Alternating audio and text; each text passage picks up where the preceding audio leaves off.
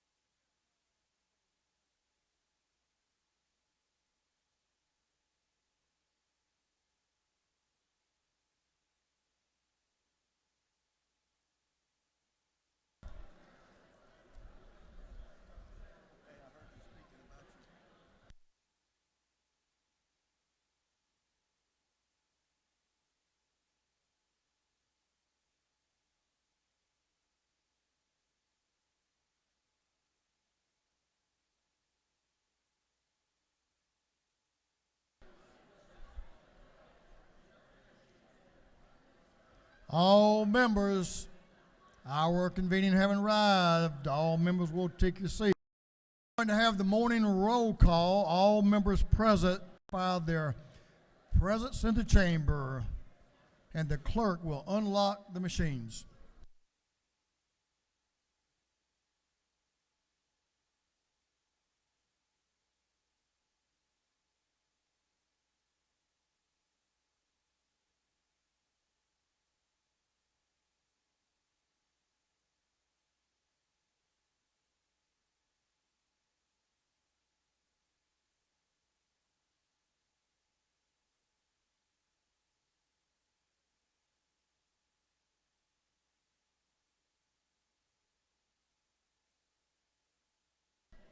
All members voted.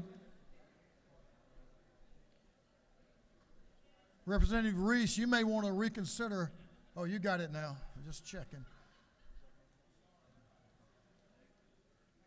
Lets me know how you're going to vote all day today if you started off that way. All members voted.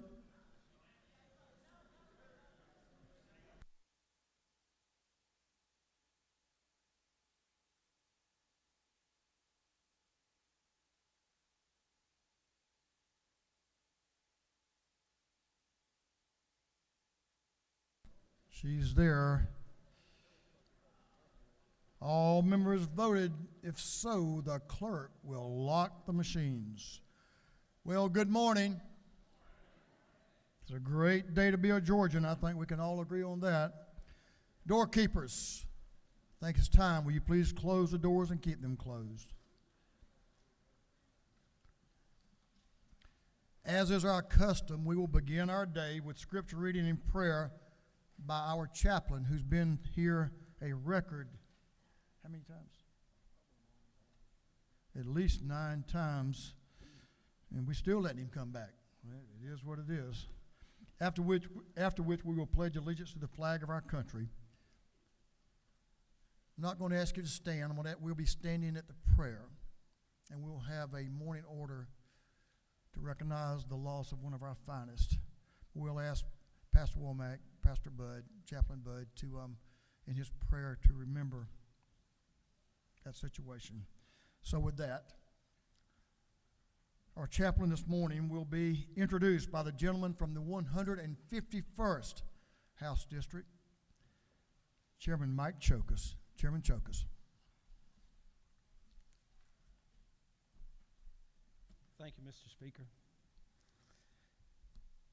It is indeed my pleasure to again introduce y'all to my good friend, Pastor Bud Womack. But before I give you a little bit of history about him, I'd like to introduce his wife of 35 years, Miss Faye Womack. Please stand. Let us greet you. Thank you.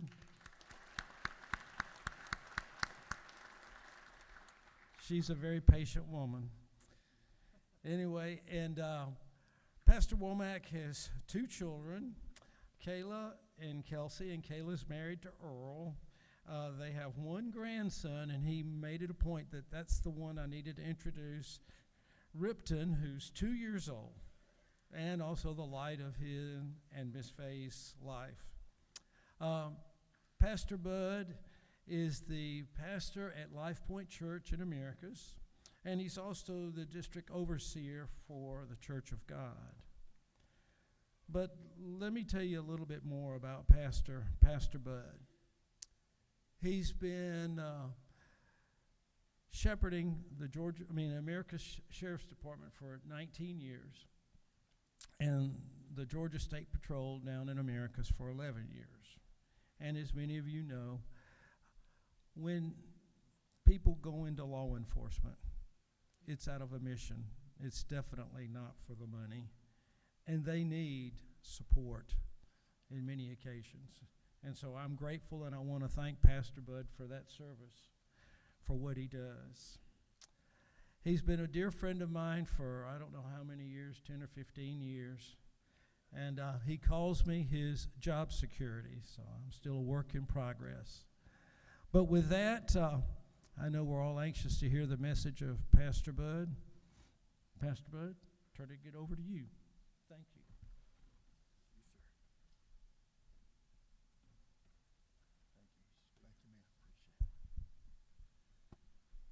I heard Speaker Burns say a comment a few moments ago about how tall he might be by the end of the day, and I just wanted to report that last year I had neck surgery, and they put a disc in my neck and picked me up 1/4 of an inch, and I'm very, very proud of that 1/4 of an inch.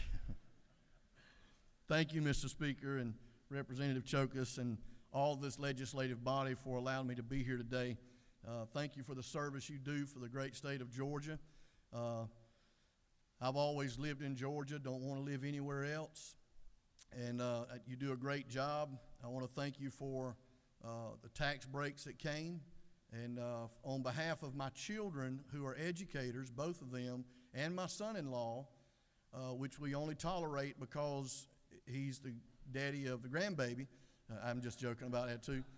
But thank you for what you've done for education and for the teachers. They are very, very appreciative of what you guys have done and what you have accomplished for them. I do have to give a shout out. Both of my daughters' classrooms are watching today. Kayla Dupree is at Sly County Middle School teaching 6th grade, probably the hardest age to teach. Some of them want to be grown but don't know how to be. And then our youngest daughter, Kelsey, is teaching at Lee County in 3rd grade. So to both of them in their classes, just want to say hello to them. I always like to start with a humorous story before I get into the depths of the message. And I believe what the Bible says on every aspect, and that is that laughter does good like medicine. So I hope that this little story will bring you some laughter and maybe help do some healing. The story goes, one day there was an older couple from the state of Alabama that had came over to the state of Georgia on a trip, and the wife was driving, and she was extremely hard of hearing. So they pull into the service station where there used to be more than just a gas station, and the attendant comes to the door, to the window of the car and says, "How y'all doing? Good to have you. Can I help you?" And she looks at her husband and says, "What'd he say?" And he said to her, "He wants to know if he can help you." And the lady said, "Yeah, we'll fill it up. We need some gas." And he said, "Okay, I'll do that. Do you want me to check the oil?" She looked at her husband a little frustrated and said, What'd he say? And said, "He wants to know if you want him to check the oil."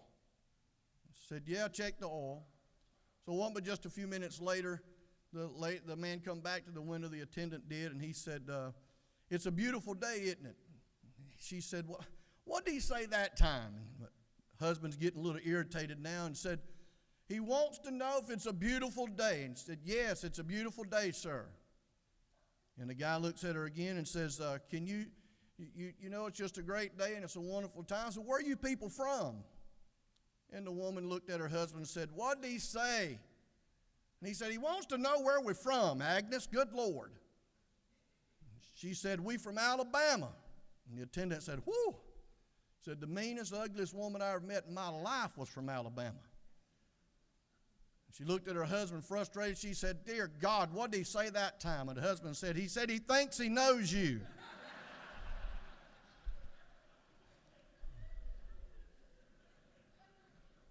So number one, hope nobody's from Alabama in here. Number two, I hope there's not a lady named Agnes. And if they are, that story was not about you. I want to talk to you about a very simple four-letter word this morning called love. Let me give you a story that's titled "For Love of Jim." Jim and Jack were best of friends, devoted, inseparable. So when Jim lost both of his legs in an accident on his job with the railroad, he thought for sure his railroad career was over. And when he was thinking this, the company come up with the idea that they would move him to a lonely little stop more than 200 miles from anywhere. And his friend Jack went along to help him for a while, to get him accommodated, to get him moved in. After all, what are friends for? Jim had barely recovered from the trauma of the double amputee, and when the railroad had given him the new assignment, and he was now over a signal tower. And it was going to be this lonely place out there that he was by himself, living in a little shack, that he would go out and switch the railroad tracks.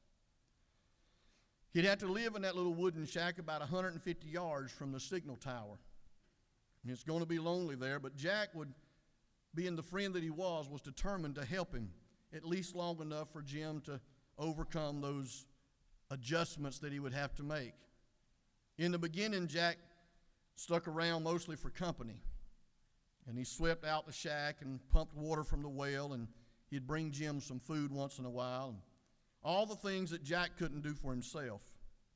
There was a little signal seat, a little trolley that led from the shack to the signal tower, and every day Jack would push Jim in that little trolley seat several times a day. And he stood there while Jim operated the big levers and moved the tracks around and did the adjusting. As this begins to go on, eventually Jack got so familiar with Jim's routine that Jack started doing all the work himself, giving Jim a break because of his disability. He operated everything, moved the tracks, done the levers, made all types of adjustments. And sure enough, pretty soon, in addition to house cleaning and the rest of the things that he was doing, Jack gradually began to take over all the duties that Jim had. And he wasn't even an employee, but he stayed because he loved his friend. There was a lot to remember on that job and a lot to be done, and daily responsibilities at the signal house and the signal tower included working the levers, and as well as tower controls that opened and closed slides and things so the trains could get through. But Jack never complained one time. And why? Because he loved his friend Jim. After all, Jim was his friend, and was the least he could do for him. For more than 9 years, Jack did all that for Jim. For more than 9 years, he made the daily trip to the tower to operate the heavy equipment. For more than 9 years, he was dedicated to helping his friend because of his love for his friend. Not one accident in 9 years, not one misalignment, not one near miss, not one near delay was ever done in those 9 years. Not one accident. Jack, however, was diagnosed with tuberculosis, and he died after 9 years. He's buried in Cape Colony, South Africa, not far from the outpost where he worked for almost a decade for his friend. His grave is a silent testimony to the selfishness. And by the way, I didn't mention to you that Jack was not human at all. Jack was actually a chimpanzee. And here's what I found out. If a chimpanzee can demonstrate love in that type of manner, how much more can we as human beings display the act of a four-letter word called love? Love is not for hoarding. It's for giving away. Love's not something we just hold on to and pretend that it's all ours, and we should get it without giving it. There's an old gospel song that used to be sung. The guy would say, I'm drinking from my saucer because my cup is overflowed. The truth of the matter is, God never gave us a saucer. He only gave us a cup. That's why the scripture says, my cup runs over.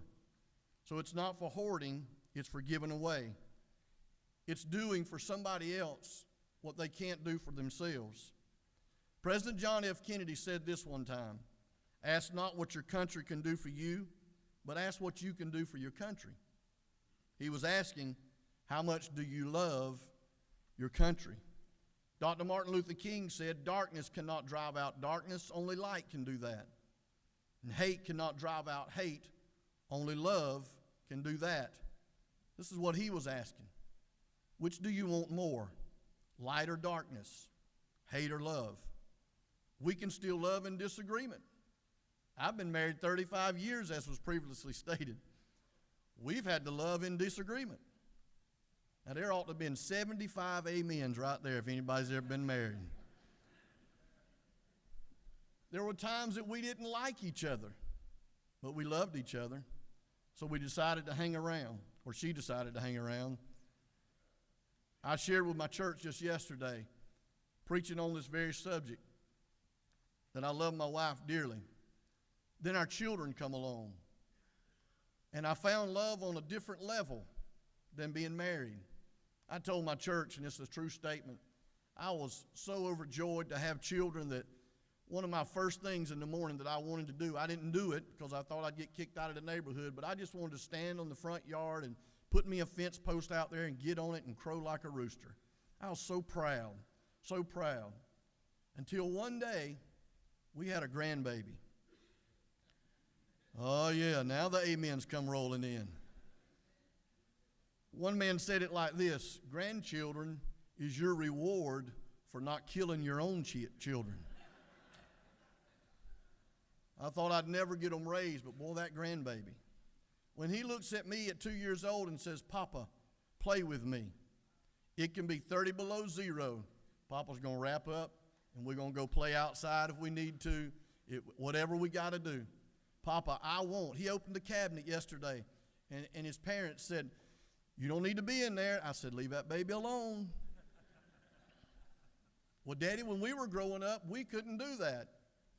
And I simply told him, it's because I love him more than I do y'all. Love is a strong word. Would you agree? It's a strong word. But I discovered a love for him like never before. Just the other day, we were putting him in the car, and they were about to go home to their house, and he had a banana. He loves bananas, and he was eating this banana, and he got in the seat, and he had about that much left. And I'm not a panic person. When things go bad, I just accept with him. And he put the rest of that banana in his little mouth, and I said, son, you're going to choke. And it looked like he was choking. So I put my finger in his mouth and swept that banana out of his mouth. And he cried, big old tears rolled down his cheek. Papa's took my banana look on his face, and I did it because I loved him. I didn't want to hurt him. It's because I loved him. And that night I had a dream that the same thing happened. And I couldn't get my left leg up in that car to get to him. And in my dream he was really choking. And the next morning I woke up with my hip hurting from trying to get in that car. And I thought, why in the world would I dream something like that? It's because I love him. It's because I love him. Love is so powerful. Jesus said this in John chapter 13, verse 34 and 35. So now I'm giving you a new commandment. Love each other. Those three words, they're so powerful. Love each other. Just as I have loved you, you should love each other. Your love for one another will prove to the world that you're my disciples. Paul wrote this in 1 Corinthians chapter 13, and it's known as the love chapter. It's about 8 verses, but listen to it. If I could speak all the languages of earth and of angels, but didn't love others, I'd only be a noisy gong or a clanging cymbal. If I had the gift of prophecy, and if I understood all of God's secret plans and processed all knowledge and possessed knowledge, and if I could have such faith that I could move mountains, but didn't love others, I'd be nothing. If I gave everything I have to the poor and even sacrificed my body, I could boast about it. But if I didn't love others, I would have gained nothing. Love is patient and kind. Love is not jealous or boastful or proud or rude. It does not demand its own way. It's not irritable, and it keeps no record of being wronged. It does not rejoice about injustice, but rejoices whenever the truth wins out. Love never gives up, never loses faith, is always hopeful, and endures through every circumstance. Prophecy and speaking in unknown languages and special knowledge will become useless, but love will last forever. It'll last forever. My friends, love is the most powerful tool and emotion that's ever existed. The most powerful one on this earth. And let me share one more scripture with you. Very familiar verse, John 3:16. For God so loved the world that he gave his only begotten Son, that whoever believes in him should not perish, but have everlasting life. Why would he do that? That four-letter word, love. Love. It's a simple four-letter word, but it can move mountains and it can move people. It can do what no other word can do. Love. Love. Amen. Will you stand with me?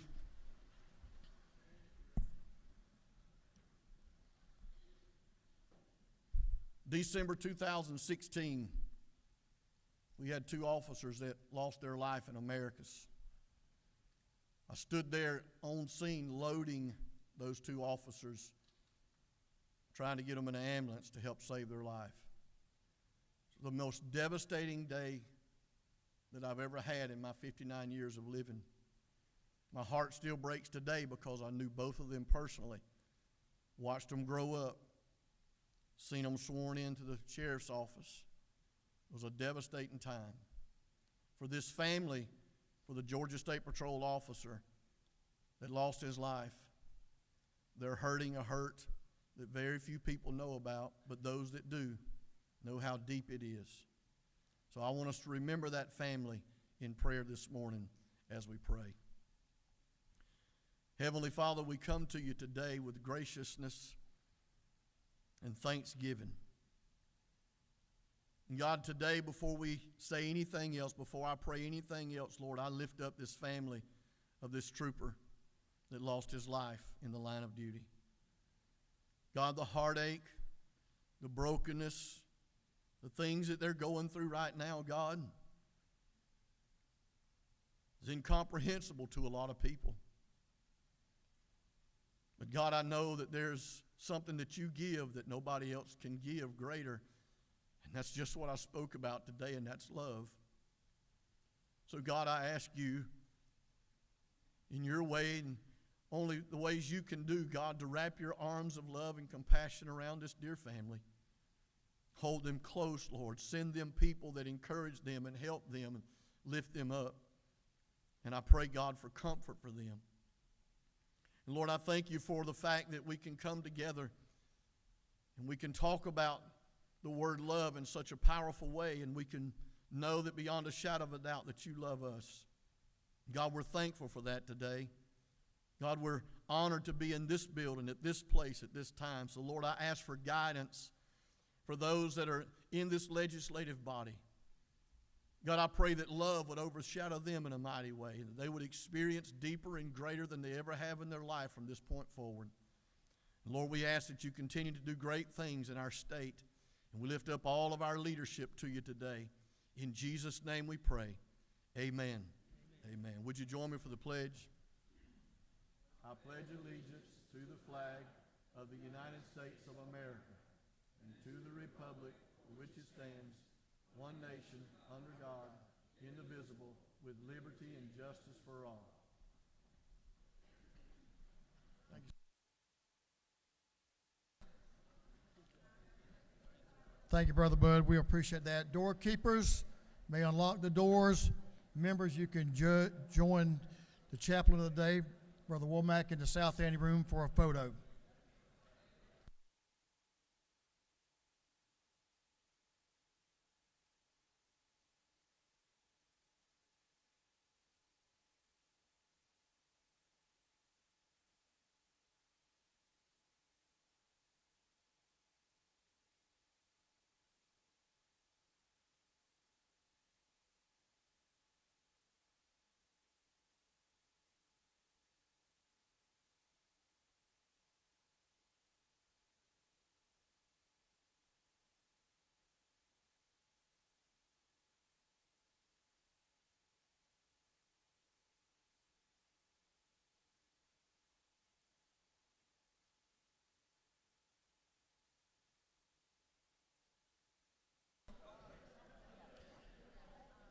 Members, our doctor of the day, two doctors of the day, are brought to us by Representative Vance Smith, who certainly has been needed in some doctoring lately. We have a husband and wife team, Dr. Anna Cowell and Dr. Ken Horlanger. So if you need their assistance, they're downstairs in the medical office. So let them know we appreciate them being here, and thanks for that.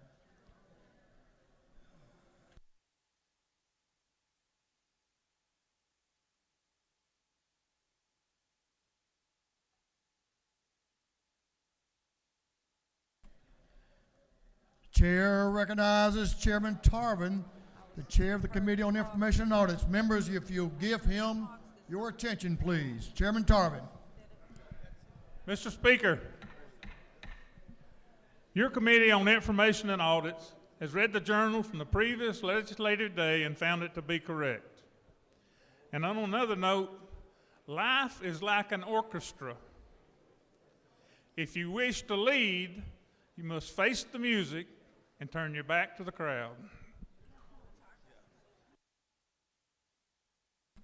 Well, Mr. Chairman, that's profound and absolutely true. Chairman Tarvin, the chair of the Committee on Information and Audits, reports that the journal of the previous legislative day has been read and found to be correct. Is there any objection to dispense with the reading of the journal? The chair hears none. The reading of the journal is dispensed with. Is there any objection to the confirmation of the journal? Chair hears none, and the journal is confirmed. Mr. Clerk, will you read the resolution establishing the order of business for the day? Representative Administration of the 104th moves following be established as the order of business during the first part of the period. Unanimous consents. Introduction of bills and resolutions. First reading and reference of House bills and resolutions. Second reading of bills and resolutions. Reports of standing committees. Third reading and passage of uncontested local bills and resolutions. First reading and reference of Senate bills and resolutions. Morning orders. Is there any objection to the adoption of the resolution establishing the order of business for the day? Chair hears none, and the resolution is adopted.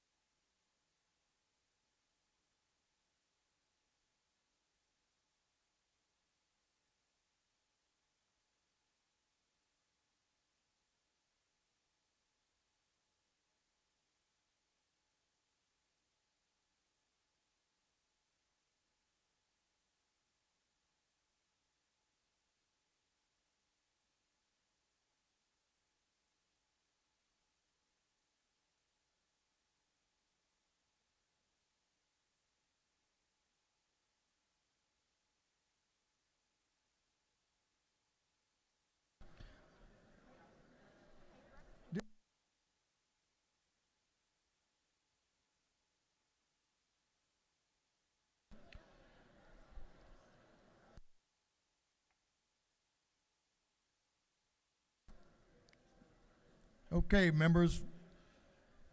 Mr. Clerk, are you ready for bills and resolutions? We'll now have Mr. Clerk reading the bills and resolutions. The clerk will read. House Bill 1049 by Representative Williamson of the 112th, Lumsden of the 12th, Taylor of the 173rd, Workreiser of the 157th. Bill be titled an act to amend Chapter 52 and Title 33 of the Official Code of Georgia Annotator relating to assumption reinsurance agreements. Insurance. House Bill 1050 by Representative Mathiak, the 74th, Hawkins, the 27th, Green, of the 154th, Powell, the 33rd, Hutchinson, the 106th, and others.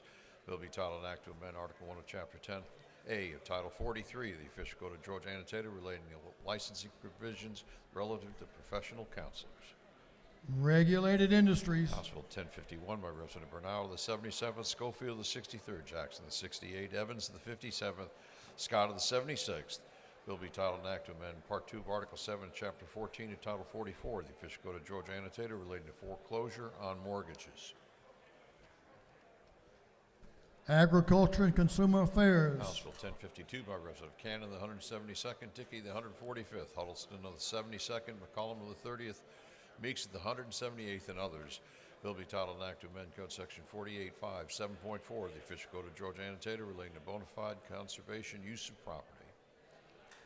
Ways and Means. House Bill 1053 by Representative Baird of the 24th, Williams of the 148th, Ersinger of the 119th, Clark of the 110th, Kelly of the 16th, and others. Bill be titled an act to amend Title 50 of the Official Code of Georgia Annotator relating to state government. Banks and Banking. House Bill 1054 by Representative Neal of the 79th, Hitchens of the 161st, Vance of the 133rd, Holcomb of the 81st, Reeves of the 99th. Bill be titled an act to amend Code Section 40.13, 2.1 of the Official Code of Georgia Annotator relating to signature on citations required. Motor Vehicles. House Bill 1055 by Representative Neal of the 79th, Taylor of the 173rd, Stoner of the 40th, Leverett of the 123rd. Bill be titled an act to amend Code Section 44.750 of the Official Code of Georgia Annotator relating to demand for possession.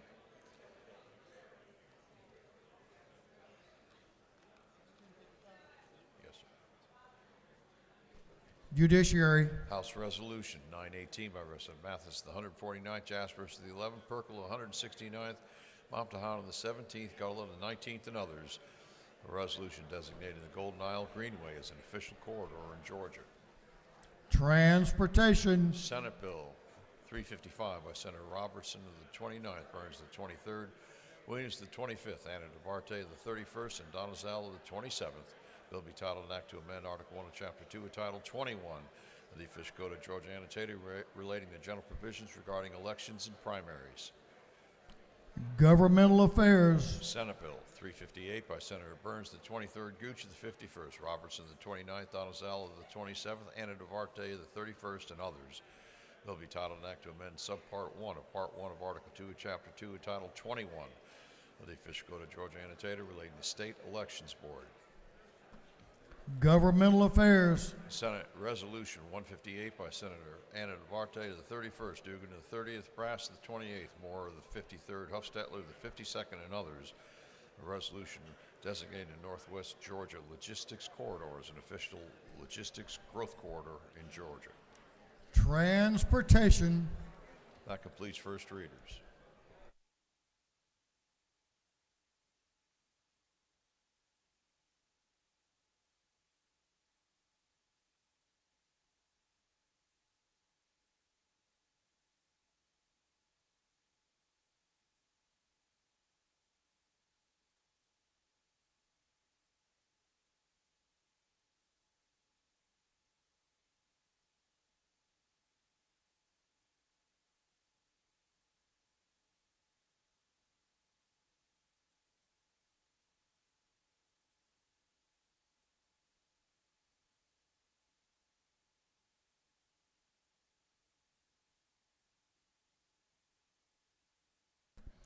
Second reading of bills and resolutions. The clerk will read.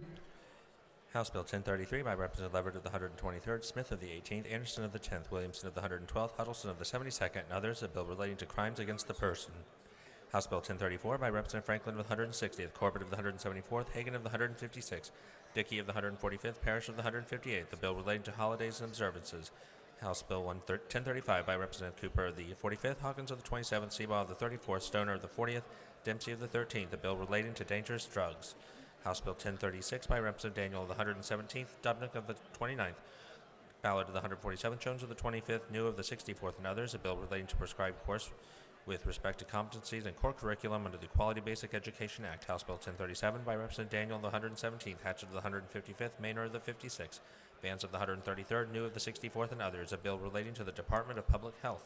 House Bill 1038 by Representative Daniel of the 117th, Leverett of the 123rd, Hilton of the 48th, Vance of the 133rd, Mathiak of the 74th, and others, a bill relating to assault and battery. House Bill 1039 by Representative Hilton of the 48th, Ballard of the 147th, Daniel of the 117th, Moptahan of the 17th, Sains of the 180th, and others, a bill relating to campaign contributions. House Bill 1040 by Representative Hilton of the 48th, Williams of the 148th, Barrett of the 24th, McCollum of the 30th, Chastain of the 7th, and others, a bill relating to licensing of mortgage lenders and mortgage brokers. House Bill 1041 by Representative Stevens of the 164th, Hitchens of the 161st, Petrie of the 166th, Westbrook of the 163rd, Jackson of the 165th, and others, a bill relating to the creation of the Savannah, Georgia Convention Center Authority, membership, and powers. House Bill 1042 by Representative Kendrick of the 95th, McLean of the 109th, Martinez of the 111th, Abstration of the 104th, Clark of the 108th, and others, a bill to amend an act creating the Recorder's Court of Gwinnett County. House Bill 1043 by Representative Hilton of the 48th, Rhodes of the 124th, Jackson of the 128th, a bill relating to banking and finance, commerce and trade, local government, public utilities, public transportation, taxation, and revenue. House Bill 1044 by Representative Anderson of the 10th, Lumpson of the 12th, Hawkins of the 27th, Yerta of the 152nd, Leverett of the 123rd, and others, a bill relating to contracts for public works. House Bill 1045 by Representative Clark of the 100th, Jones of the 25th, Jaspers of the 11th, Barrett of the 24th, Ridley of the 6th, and others, a bill relating to elementary and secondary education. House Bill 1046 by Representative Clark of the 100th, Jones of the 47th, Powell of the 33rd, Barrett of the 24th, Mathiak of the 74th, and others, a bill relating to the sale, distribution, possession of dangerous drugs, definitions relative to state health planning and development, and home health agencies. House Bill 1047 by Representative Byrd of the 20th, a bill relating to individual tax rates, credit for withholding and other payments, and applicability to estates and trusts. House Bill 1048 by Representative Carpenter of the 4th, Huddleston of the 72nd, Cameron of the 1st, Hilton of the 48th, Vance of the 133rd, a bill relating to other state symbols. House Resolution 871 by Representative Okoye of the 102nd, a resolution proposing amendment to the Constitution so as to provide that members of the General Assembly elected in 2026 and thereafter shall serve 4-year terms of office. House Resolution 872 by Representative Byrd of the 20th, a resolution voting impeachment charges against Fannie T. Willis, District Attorney for the Atlanta Judicial Circuit. House Resolution 901 by Representative Dempsey of the 13th, a resolution compensating Mr. Darrell Lee Clark. House Resolution 902 by Representative Dempsey of the 13th, a resolution compensating Mr. Joseph Samuel Watkins. Through second readers.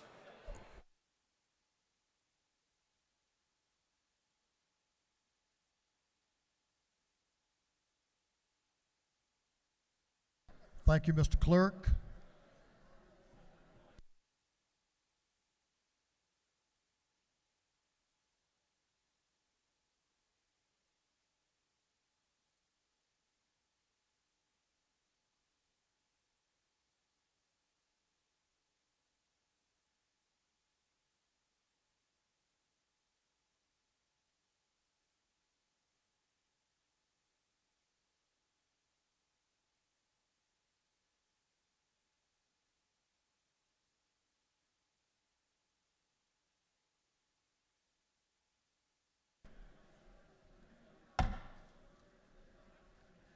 Okay, members, I'm trying out my old gavel that I broke that's been strengthened, so we're going to try that out, Mr. Clerk.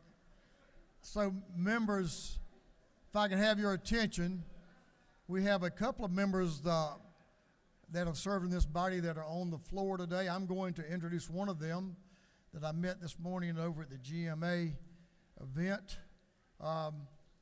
Former Chairman Tom Dixon. Tom, wait a minute. No standing ovation yet. Tom now is the mayor of Varnell, Georgia. He's doing a great job. When he was here, he chaired the K through 12 Appropriations Committee, and he and Chief of Staff and Chairman Knight and several more of us came into this house together a good many years ago. So welcome, a dear friend and a great Georgian, Tom Dixon, Representative Tom Dixon, if you will.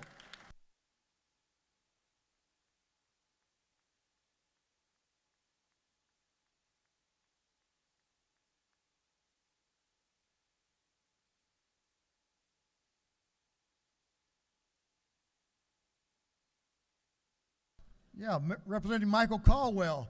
Hey, it's great to see you too, Michael. How you been? You look good, man. You hadn't changed a bit. Let's welcome Representative Michael Caldwell. We're glad to have you back here, sir. Good to see you. Appreciate your service as well.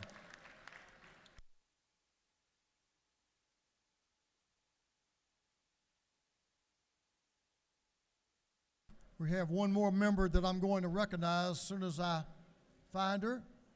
And so you can come in. There she is right there. So a dear friend from down in the Albany, used to be, represent the Albany area, Representative Camilla Hobson, now Camilla Hobson Jackson. Welcome to your house, the people's house. Thank you. We miss you. Hope the boys are good as well. Great. Good to have you back. Appreciate your service as well. Thank you, members. 3 members that we all have good memories of. Mr. Clerk, are you ready? Reports of standing committees, the clerk will read. Representative Beth Camp of the 135th District, Chairman of the Committee on Intergovernmental Coordination Local, submitted the following report. Mr. Speaker, your Committee on Intergovernmental Coordination Local has added under its consideration the following bills of the House and Senate and instructed me to report the same back to the House with the following recommendations. House Bill 950 do pass. House Bill 952 do pass. House Bill 958 do pass. House Bill 961 do pass. House Bill 972 do pass. House Bill 989 do pass. House Bill 1007 do pass. House Bill 1008 do pass. Senate Bill 338 do pass. Respectfully submitted, Representative Beth Camp of the 135th District, Chairman. That completes the reading of the reports of standing committees.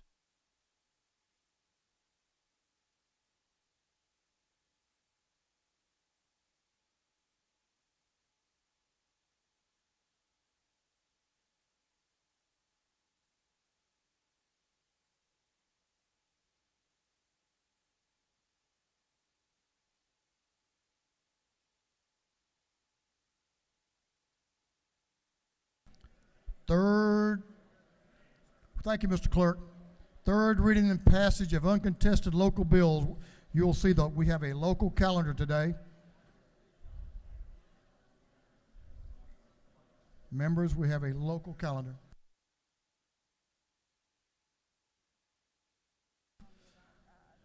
If there is no objection, we will vote on the local calendar as a whole with a recorded vote. Hearing none, it is so ordered. There is objection.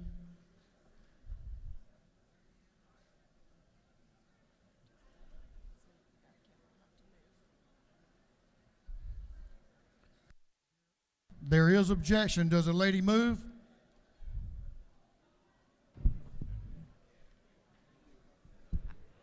Mr. Speaker, I so move. Lady moves.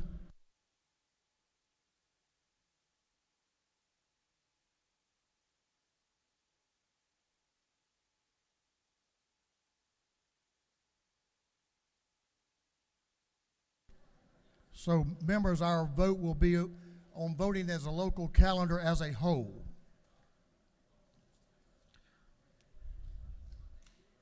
The lady has moved. All those in favor of voting for the local calendar as a whole will vote yes. Those opposed will vote no, and the clerk will unlock the machines. Who is that?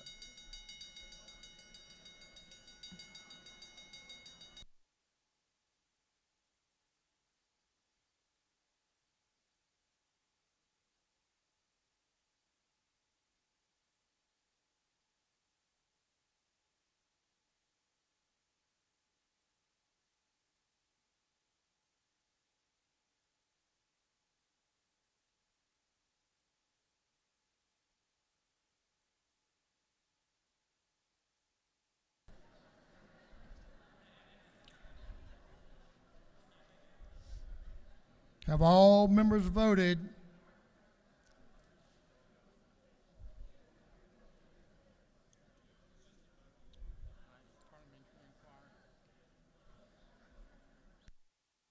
For what purpose does Whip Park rise? Mr. Speaker, at the appropriate time, I'd like to make a motion to have SB 338 pulled from the calendar and voted separately at the appropriate time.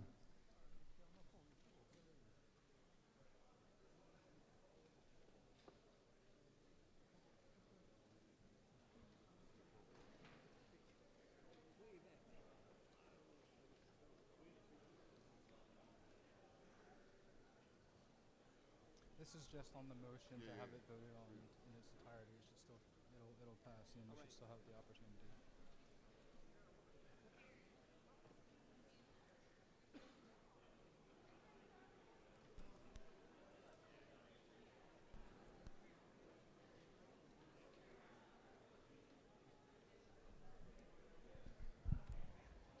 Clarify what's going on, because we have Enolowitz voting yes and leadership voting no. Tell everyone should be voting no, because What is the motion? the motion is just whether or not we want to have the calendar. Whip Park, we will close this vote and then I'll accept your motion. Thank you,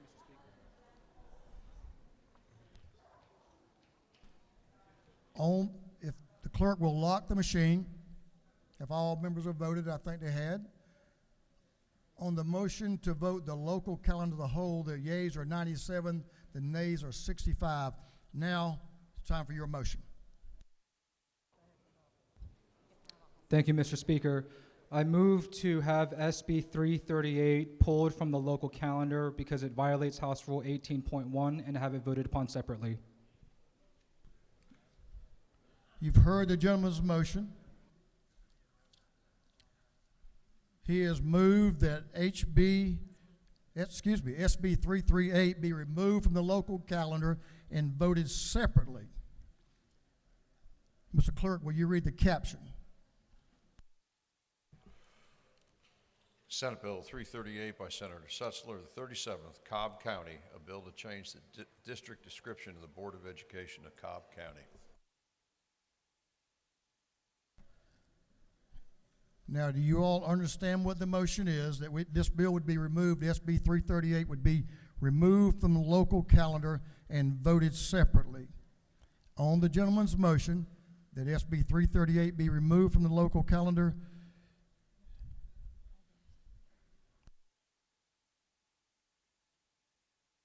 so our posture is that we will vote on the gentleman's motion. All those in favor of the gentleman's motion will vote green. Those opposed will vote red, and the clerk will unlock the machine.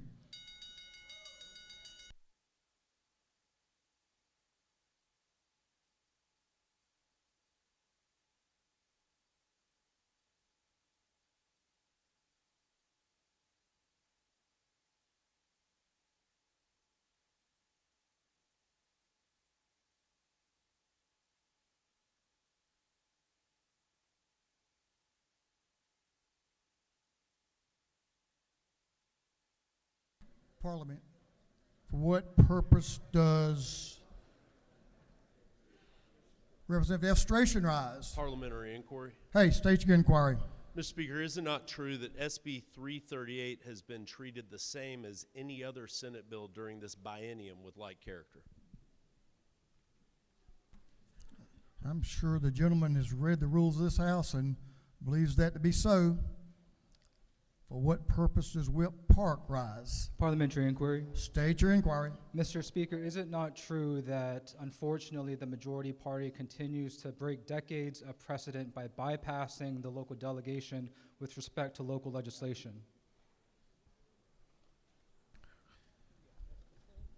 Well, the gentleman's opinion and mine is a little bit different. I think the precedent of this House that we followed last year by our rules is that we receive a local bill from the Senate, and this is the way we did it last year, and this is the way we continue to do it now. We may have a little bit different opinion than that, and I respect the gentleman's opinion, but I believe this is the way this House has conducted its business, and this is the way we'll continue to do that by honoring our rules. For what purpose does Representative Maynard rise? Parliamentary inquiry, Mr. Speaker. State your inquiry. Is it not true that since this is an election bill, that it must be in the Secretary of State's office in order for the vote to happen in the local community? I'm sure the lady knows what she speaks. I'm not sure about the Secretary of State's office.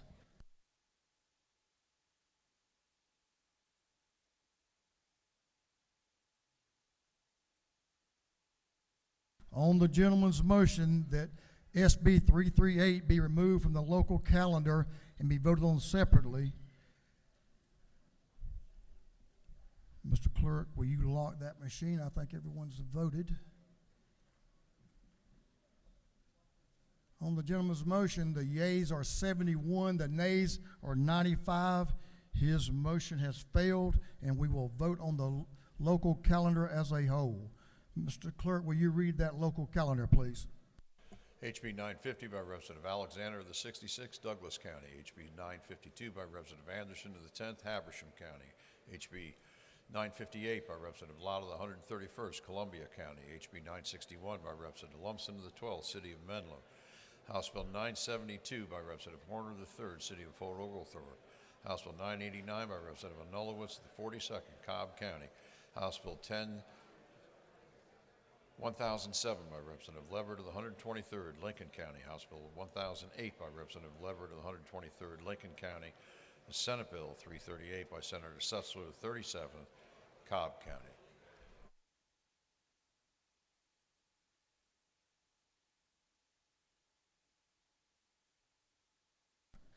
Is there any objection to the previous question being ordered on the local calendar? Chair hears none. The previous question is ordered. Is there any objection to agreeing to the report of the committee, which was favorable to the passage of the bills? Chair hears none. The report of the committee is agreed to. Shall these bills now pass? All those in favor of the passage of the bills on the local calendar will vote yes. All those opposed will vote no, and the clerk will unlock the machines.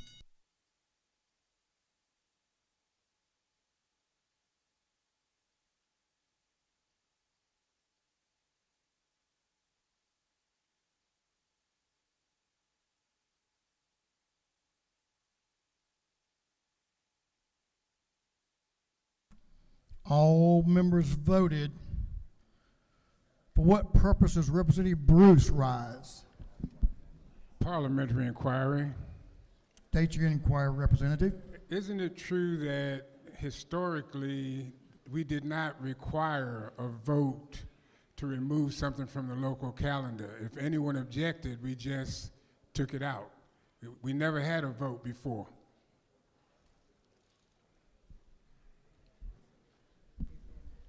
Is that not true?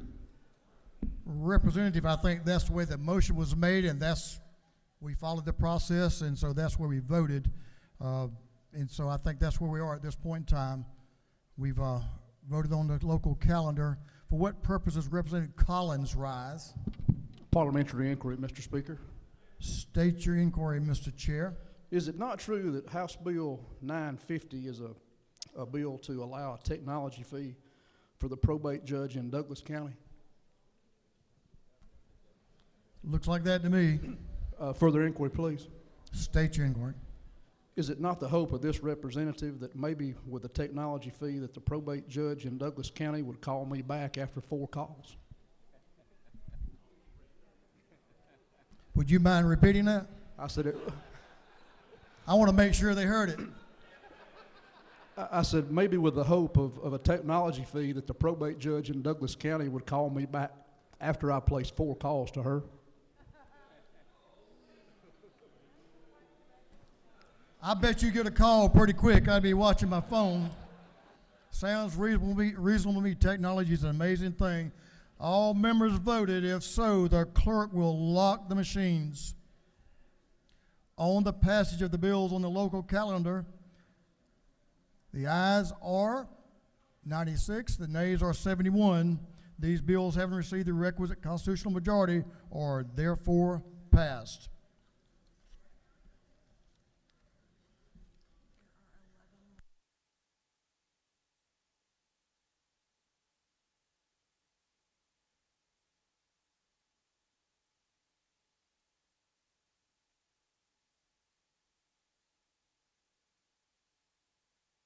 Okay, members, we have a little dilemma here this morning. We have a great group of wonderful guests in our gallery. Each one of them deserves our recognition and our appreciation for them being here. And so we have, as they say, a whole slew of, and that's a bunch, of morning orders. I think Representative Al Williams helped me with that word a couple of times. So with that, we're going to begin our morning orders. Members, 1 minute, watch your lights, and we need you to comply so everyone can get their morning orders in. Representative Bazemore, you have a great group here. Representative Bazemore is recognized for a morning order. Thank you, Mr. Speaker. I appreciate it. And I have my colleague, my seatmate, and my sweet mate standing here who stood in for me while I was gone, and I appreciate it. And I see some of my students left, but we're going to recognize them this morning. So they are here from Banneker High and from Fayetteville High School for District 69 High School Check-in Day. A lot of times, as we are leaders, we have stressors, and we know these are leaders and they have stressors also. And so I want to recognize them. I want to recognize NAMI for partnering with me and all of the staff too. So if you would stand and please welcome them. Welcome, and we're glad to have you back as well, Representative Bazemore. Thank you so much. You look great. I'm glad you're feeling better. Welcome to the People's House. Thank y'all for being here. And please stop by room 216 to say hello. Room 216, and greet these young people. Representative Edna Jackson, Representative Cummins, Representative Burnow, and Representative Davis. Y'all have some special friends, so I invite you to recognize those special friends. You have a whole minute.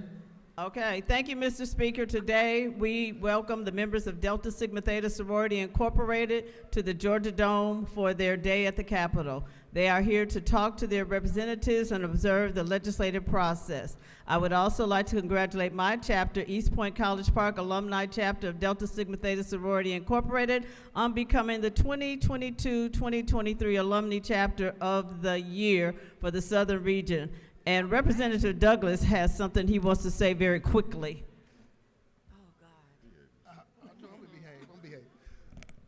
Thank you. I would like to say that we have the Henry County chapter down here today. We will be in room 510 with the representatives. If you're on the 5th floor, if you're not on the 5th floor, will you please stop by and say hello? Thank you. Welcome. I was wondering where Representative Jackson was. I'm glad he was a late arrival. I'm glad you made it, sir. And we let Representative Douglas come up here because his daughter is a member of Delta Sigma Theta Sorority Incorporated. Thank you, Mr. Speaker. Awesome. Good Great morning, group. Mr. Chairman. Thank y'all for being here. We appreciate y'all. 100 years, is that right? Uh-oh. Oh, that's him. Way over here. So now we're going to do that. Okay. Thank y'all for being here. Congratulations on 100 years. We got it. That's right. Thank you, Mr. Chairman, for allowing me to do this. I did want to introduce the Atlanta Alumni Chapter, which was the first alumni chapter here in the state of Georgia and in the city of Atlanta. I wish that you would rise and say thank you also. Thank you so much. I didn't know.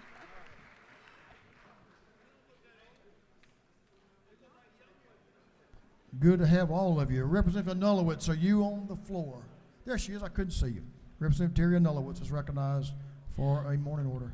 Good morning, everyone. I would like to take a moment to recognize from the gallery the Smyrna Youth Council. They are here today at the Capitol. If they want to stand, we will greet them. And I'm so glad y'all came down, and y'all have actually gotten to see some pretty interesting stuff this morning. The Smyrna Youth Council, they're learning all about municipal government, how it works in Smyrna and how it works within the state. And I'm so glad they're here today. It's a pleasure to welcome them. Thank you. Thank you, Representative, and welcome to the youth group. I saw them on the stairs this morning, but it's good to have them. Representative Reese and Representative Hughley, you have some guests as well.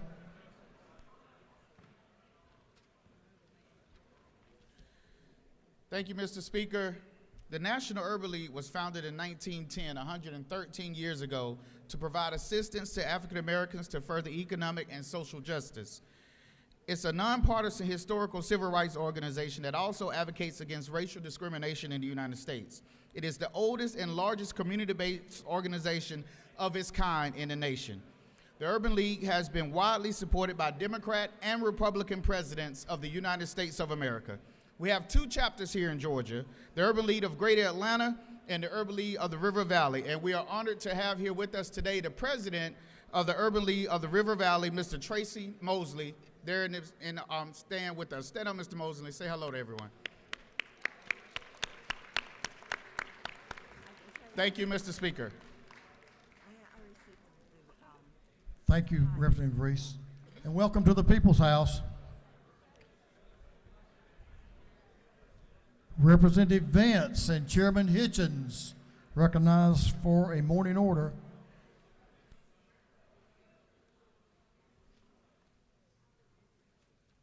Come on down, Mr. Chairman. Clock's running. Chairman Mr. Jackson is also welcome as well. Representative Vance. Thank you, Mr. Speaker. Today we rise to acknowledge Georgia Military College Prep School Day. They are the best dressed people in this house today. They have, as part of their curriculum, duty, honor, country, and character above all. And as a parent of two children that have graduated from there, I can truthfully say that that is their mission. Thank y'all very much for being here, and give them a round of applause.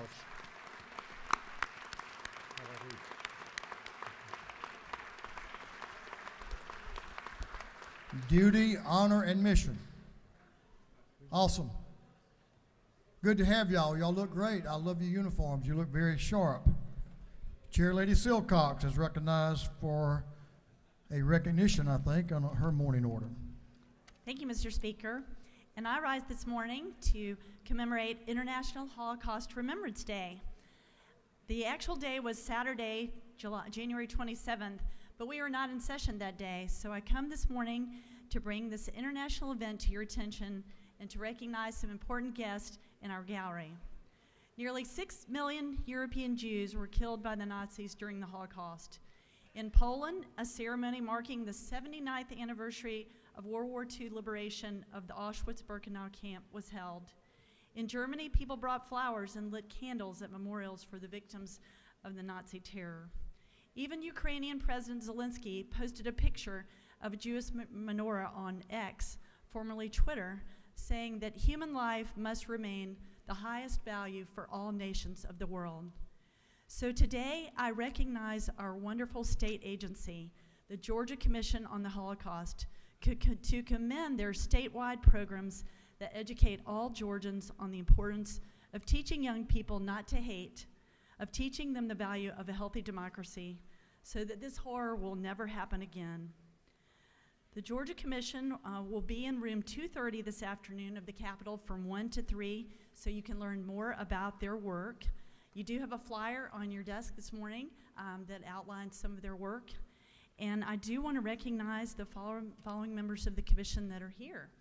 Executive Director Sally Levine, Chair of the Commission Chuck Burke, and Commission Member Gary Alexander. Please rise so we can recognize you.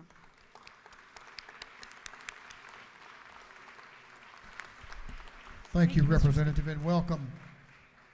Thank you for what you're doing. Chairman Mac Jackson is recognized, got a special mayor here, I think. I do, Mr. Speaker. Thank you, Mr. Speaker. Ladies and gentlemen, today I want to welcome to the People's House the Honorable Mayor of Tennille and the Mayor Pro Tem, Mayor Eartha Cummins, and Mayor Pro Tem Brainerd Crawford. I ask that you stand, they're in the gallery.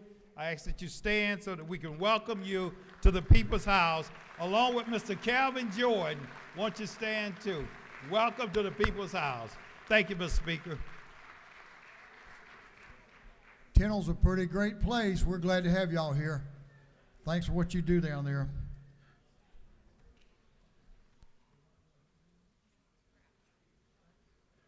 Representative Moore is recognized for a morning order. Thank you, Mr. Speaker. Good morning. I wanted to recognize that today was Georgia Municipal Association Day here at the state capitol and for breakfast at dark 30. Thank you all for the French toast. I have 3 counties. I'd like to acknowledge DeKalb County, the city of Stonecrest. Our Mayor Cobble is in the house. I just hope she's in the gallery. And there's one of our councilwomen and sorors. All right, the city of Stockbridge, Mayor Ford, and some of our council members. Are you here? We had breakfast together. They're here at the Capitol. Welcome. And Rockdale County. Any of our municipal people from Rockdale County, please rise. Welcome to the People's House. Thank you so very much for being here, and thank you all for breakfast. Thank you, Representative. That's a great group. I made the mistake of looking at, when I made a couple of comments over there this morning, and looking at I looked at the mayor of Atlanta and said, glad to see you, Mayor, and I realized there was about another couple of hundred of them in the room. I'm like, okay, glad to see all of you. But a great group. We appreciate what GMA does in our state and all the cities, so it's good to have Tennell here. Chairman Saines, you're recognized for a morning order. Thank you, Mr. Speaker. I think we're all reminded today that our life is made a whole lot easier by local leaders in our districts, and I'm lucky enough, being the farthest district away, I don't often have constituents and leaders from back home, but if y'all will please stand, I would like to recognize the city of St. Mary's and the city of Woodbine, my former boss at the Sheriff's Department, Mayor Kizzy Knight, Mayor Pro Temp Lewis Mitchell, City Manager Samantha Young, and in St. Mary's, Mayor Pro Temp Lisa James. Thank y'all for being here.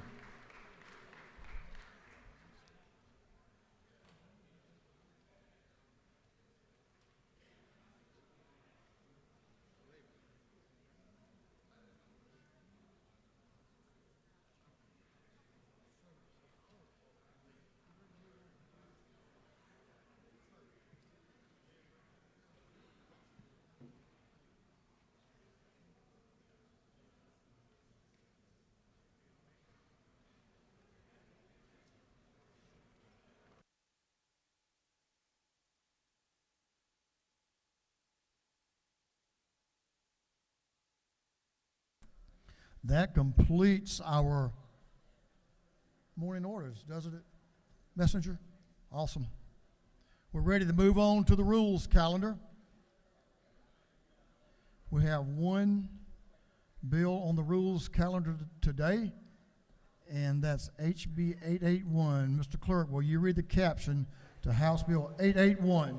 House Bill 881 by Representative Gullett of the 19th and others to be entitled an act to amend Code Section 15-1832 of the Official Code of Georgia annotated relating to prosecuting attorneys' qualifications commission, authority, membership, ex parte communications, governance, disciplinary actions, and confidentiality. This bill having referred to the Committee on Judiciary Non-Civil, that committee recommends that this bill do pass by committee substitute.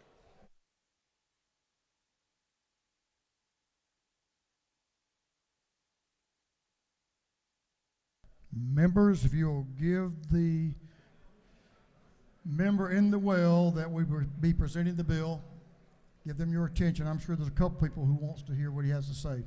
Chair recognizes Representative Gullett to present the bill. Thank you, Mr. Speaker. Members, today we stand at a pivotal moment to reinforce the integrity of our legal system. Last year, as I'm sure you all remember, SB 92 laid the groundwork by establishing the Prosecuting Attorneys Qualifications Commission. Since then, I'm pleased to report that this commission, and its investigative and hearing panel members in place, and standards and rules established, is poised for action. And once HB 881 is passed, this commission will be able to begin their real work, That is bringing accountability to those rogue prosecuting attorneys who abuse their office, sexually harass their employees, and do not show up for work. That is reaffirming that our state's prosecuting attorneys will have the highest ethical standards to ensure that those in power and prosecuting cases are not above the law, but rather will uphold the law impartially and justly.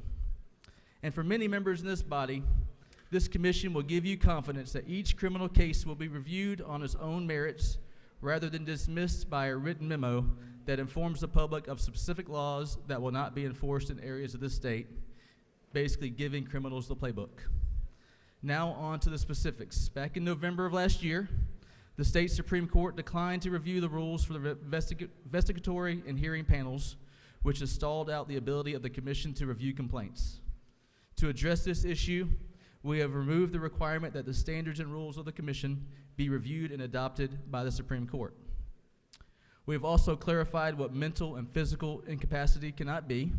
You'll see that it now says a medical leave of absence of less than 10 months or medical leaves in the aggregate of less than 10 months in a 12-month period does not trigger the mental or physical incapacity section. Lastly, we have changed the jurisdiction of appealing a decision of the hearing panel to the judicial circuit where the district attorney serves, rather than the Fulton County Judicial Circuit. That court's decision is then appealable directly to the state Supreme Court. Colleagues, HB 881 allows this commission the ability to do the work that we've legislated and told them they need to do. It gives our constituents the confidence that their district attorney and solicitors general will uphold the law impartially and justly. Let's come together to pass HB 881, not just as a legislative act, but as a testament to our unwavering commitment to justice and the well-being of our communities. Thank you, Mr. Speaker. I'm happy to answer any questions. The gentleman has completed his remarks. You have a couple of questions. He's agreed to answer them. I will. Minority Leader to your left has a question. The representative is recognized for a question. Representative Beverly. Thank you, Mr. Speaker. The gentleman yield. I do. I'd like to draw your attention to line 15 and 16. As you struck the requirement for rules shall be effective upon the review and adoption of this by the Supreme Court, what is the effect, in your learned opinion, of that striking of those two lines? That the rules and standards as written will then go into effect. Okay. Do you not consider that once that is done, that would lead to a minimum or no oversight to be had by an independent body? Well, I don't believe that to be true because one, if there's an action that is taken, that is, there is an opportunity to appeal that decision through the Superior Court and ultimately the Supreme Court. So their rules as the action is taken by them is actually does have oversight on the actions that are taken by the body. Thank you. Gentleman, further yield. I do. Representative Shay Roberts to your left, right in front of you. Representative Roberts. Thank you, Mr. Speaker. Does the speaker do you yield? I will yield, yeah. Okay. Sorry, I can't speak today. Okay, so we all know litigation is really expensive, and in your understanding of the bill, does it cover the legal cost for a DA or a solicitor who has had a complaint filed against them and they have to now litigate that? And if not, where should they be able to afford that on their current salaries? Yeah, this bill doesn't address the funding of the district attorney, so that's for district attorneys to figure out on their own. If the state does cover that by default, I'm not sure. I can't say that they don't, but that's for the district attorneys and solicitors to figure out. Thank you. Gentleman has a question to his right in the back. Representative Montahan is recognized for a question. Thank you, Mr. Speaker. Representative, isn't it true? I think he yields. I think he's going to. Do you yield? I don't know if he is or not to you, but maybe. Yeah, go ahead. Isn't it true that this issue was at first arrived in a case out in Paulding County, Georgia, where a district attorney abused his power and used it to hurt women and others in his office? Yes, absolutely. You serve with me in Paulding County, and that's exactly the case, yes. Thank you. That's it. You have another question if you'll yield. I will. Representative Maynard, to your right, is recognized for a question. Thank you, Mr. Speaker. Does the gentleman yield? I do.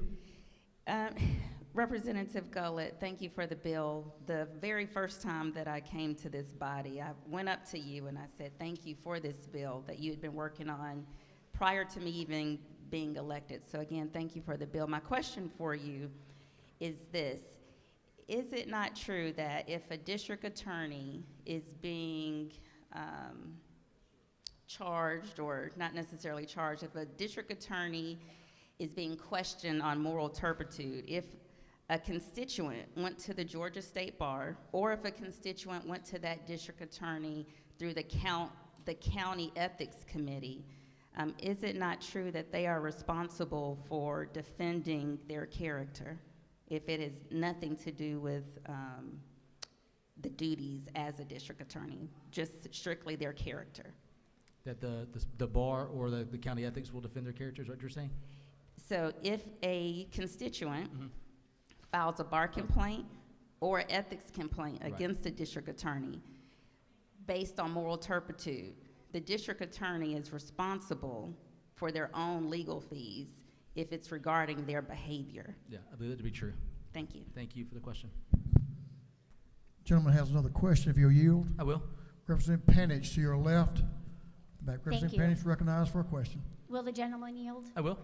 Is it not true that in Paulding County, that particular district attorney was suspended and then prosecuted and disbarred in the process that was in effect? Isn't it true that the process worked the way it should without the need for this council? So no, I would not say, I would say that's not true. That district attorney served for 2 years and was not actually ever in trouble for what he did to those employees. What he got in trouble for was lying in an affidavit after an investigation about offering someone from another county a plea deal in exchange for someone in his office a plea deal. He didn't realize there were recordings happening. In the recordings, he got caught perjuring himself, which ultimately led to his disbarment. It wasn't anything to do with what he was doing, severely sexually harassing a woman in his office. Gentleman has no further questions. Thank you, Mr. Speaker. Ask for your favorable consideration, and I yield the will.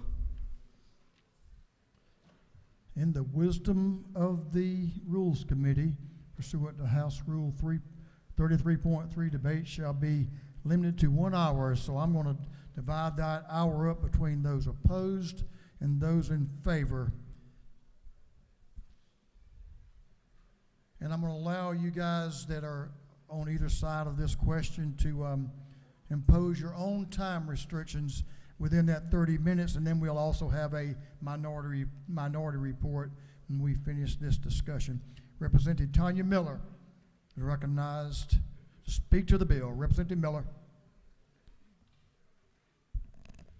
Thank you, Mr. Speaker. Colleagues, I rise today to speak in opposition to House Bill 881. Now, as Georgians, we know the phrase muddy waters refers to more than just some of our treasured rivers. Muddying the waters means that we make a situation more confusing by introducing unnecessary complications. I submit to you that that is precisely the case with H. Bill 881, the supposed technical fix for the legislation establishing the Prosecuting Attorney's Qualifications Commission.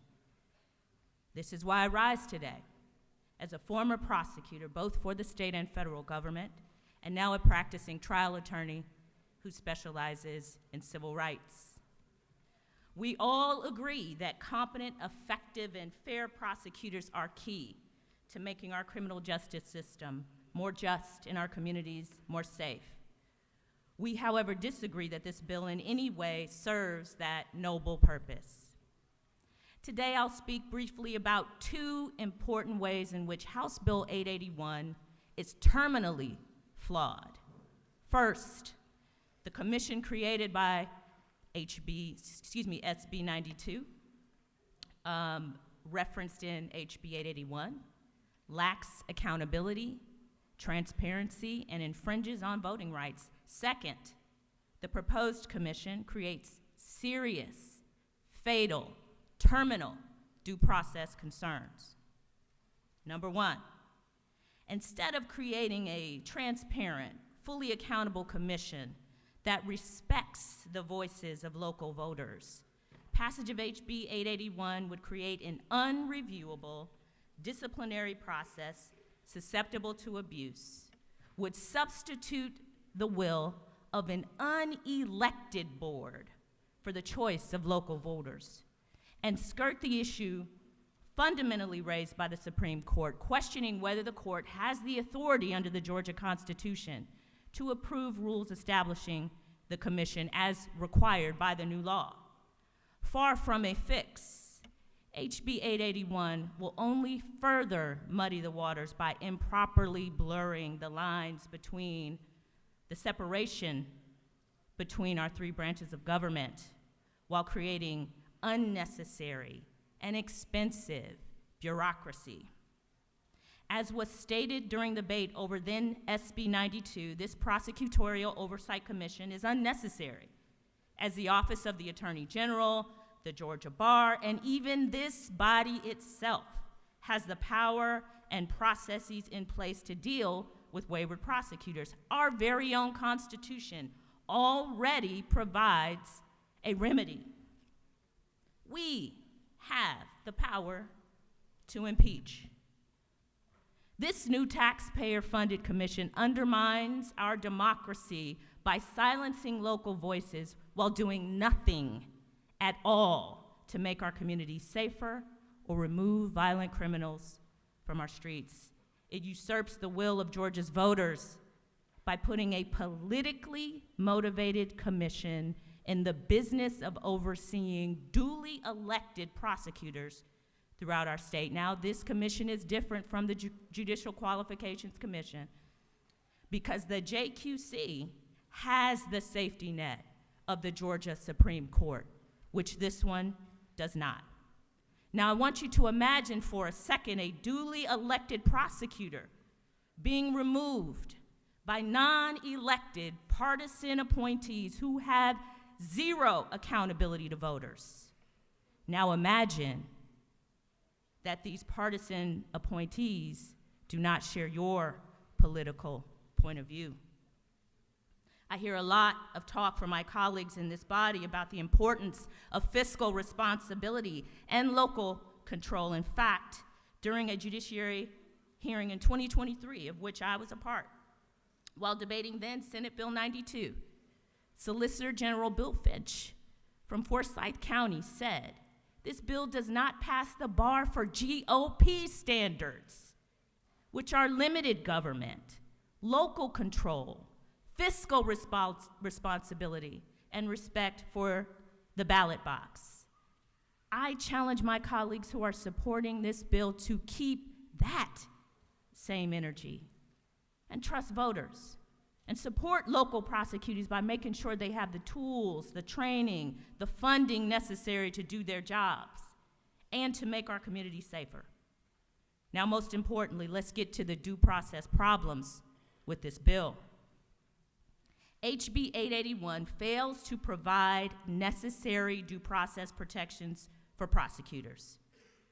If HB 881 becomes law, prosecutors found to be in dereliction of their duties by a vote of this commission would be required to appeal their case to the Supreme Court, to the Superior Court, where they actively practice law. Now, most of us know in practice that when prosecutors, elected DAs, have issues that are unique to them, personal to them, their divorce, for example, a custody issue, for example, most of the judges in that circuit will recuse. They won't hear it. And the reason why they won't hear it is because of the relationship, the personal relationships that are forged between active participants in our criminal justice system who work together on a day-to-day basis to administer justice. Now, that may work out for you well if you as a prosecutor brought up on charges, have a good relationship with your Superior Court bench. But what about those that don't? That's a practical reality as well. This process, as it has been rewritten, undermines the core tenets of due process because those personal relationships are apt to influence judicial determinations and compromise the objective evaluation of cases, thus eroding the fundamental principles of the legal system and due process, threatening the overall integrity and reliability of the court's decisions regarding a prosecutor's actions. Moreover, and this one you need to listen to, it remains unclear, based on the drafting of this bill, that prosecutors have a right to appeal. This bill bypasses altogether the Court of Appeals. These cases do not, and we all should have our state constitution in our desk. These cases do not fall under the category of cases that the Supreme Court must hear under our Constitution. It is questionable whether or not the Supreme Court would even have discretionary authority to review these cases. I refer you to Section 6, paragraphs 2 and 3, which explain to you constitutionally what our Supreme Court has the power to do and what it does not have the power to do. I submit to you this body cannot simply put in a line that the prosecutor can appeal to the Supreme Court and have it mean anything. Our Georgia prosecutors must make tough calls every single day, including the disposition of cases. They must make decisions based on the law, only the law, and the facts of a given case, and never because of politics or prestige. As a result, prosecutors who are simply doing their job face criticism all the time. The commission created by this legislation would provide a venue for these complaints, but would not provide those prosecutors facing discipline or removal a solution. At a time when it is difficult to attract talented lawyers to become prosecutors, this lack of due process will make it even more difficult. And that matters, because without enough prosecutors, our criminal justice system will grind to a halt, delaying justice for all involved. According to the Prosecuting Attorneys Council of Georgia, the 5-year average turnover rate for assistant district attorneys is 25%, coupled with a 10% vacancy rate for state prosecutors. In 2021, Georgia saw its highest turnover rate for prosecutors for a single year, peaking at 43.5%. And 8 of Georgia's 49 judicial circuits face assistant district attorney vacancies, exceeding 25%. The law itself required that this commission work, the Prosecutor Oversight Commission, work with PAC to come up with rules that will be applicable to the commission.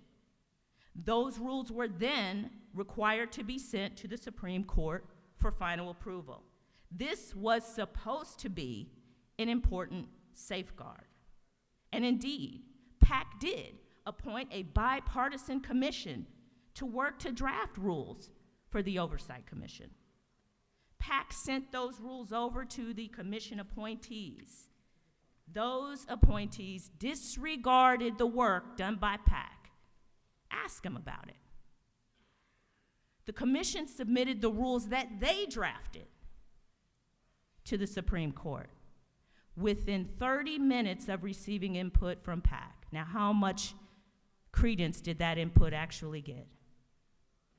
And we all know that those rules drafted by those partisan appointees were slapped down by the Supreme Court.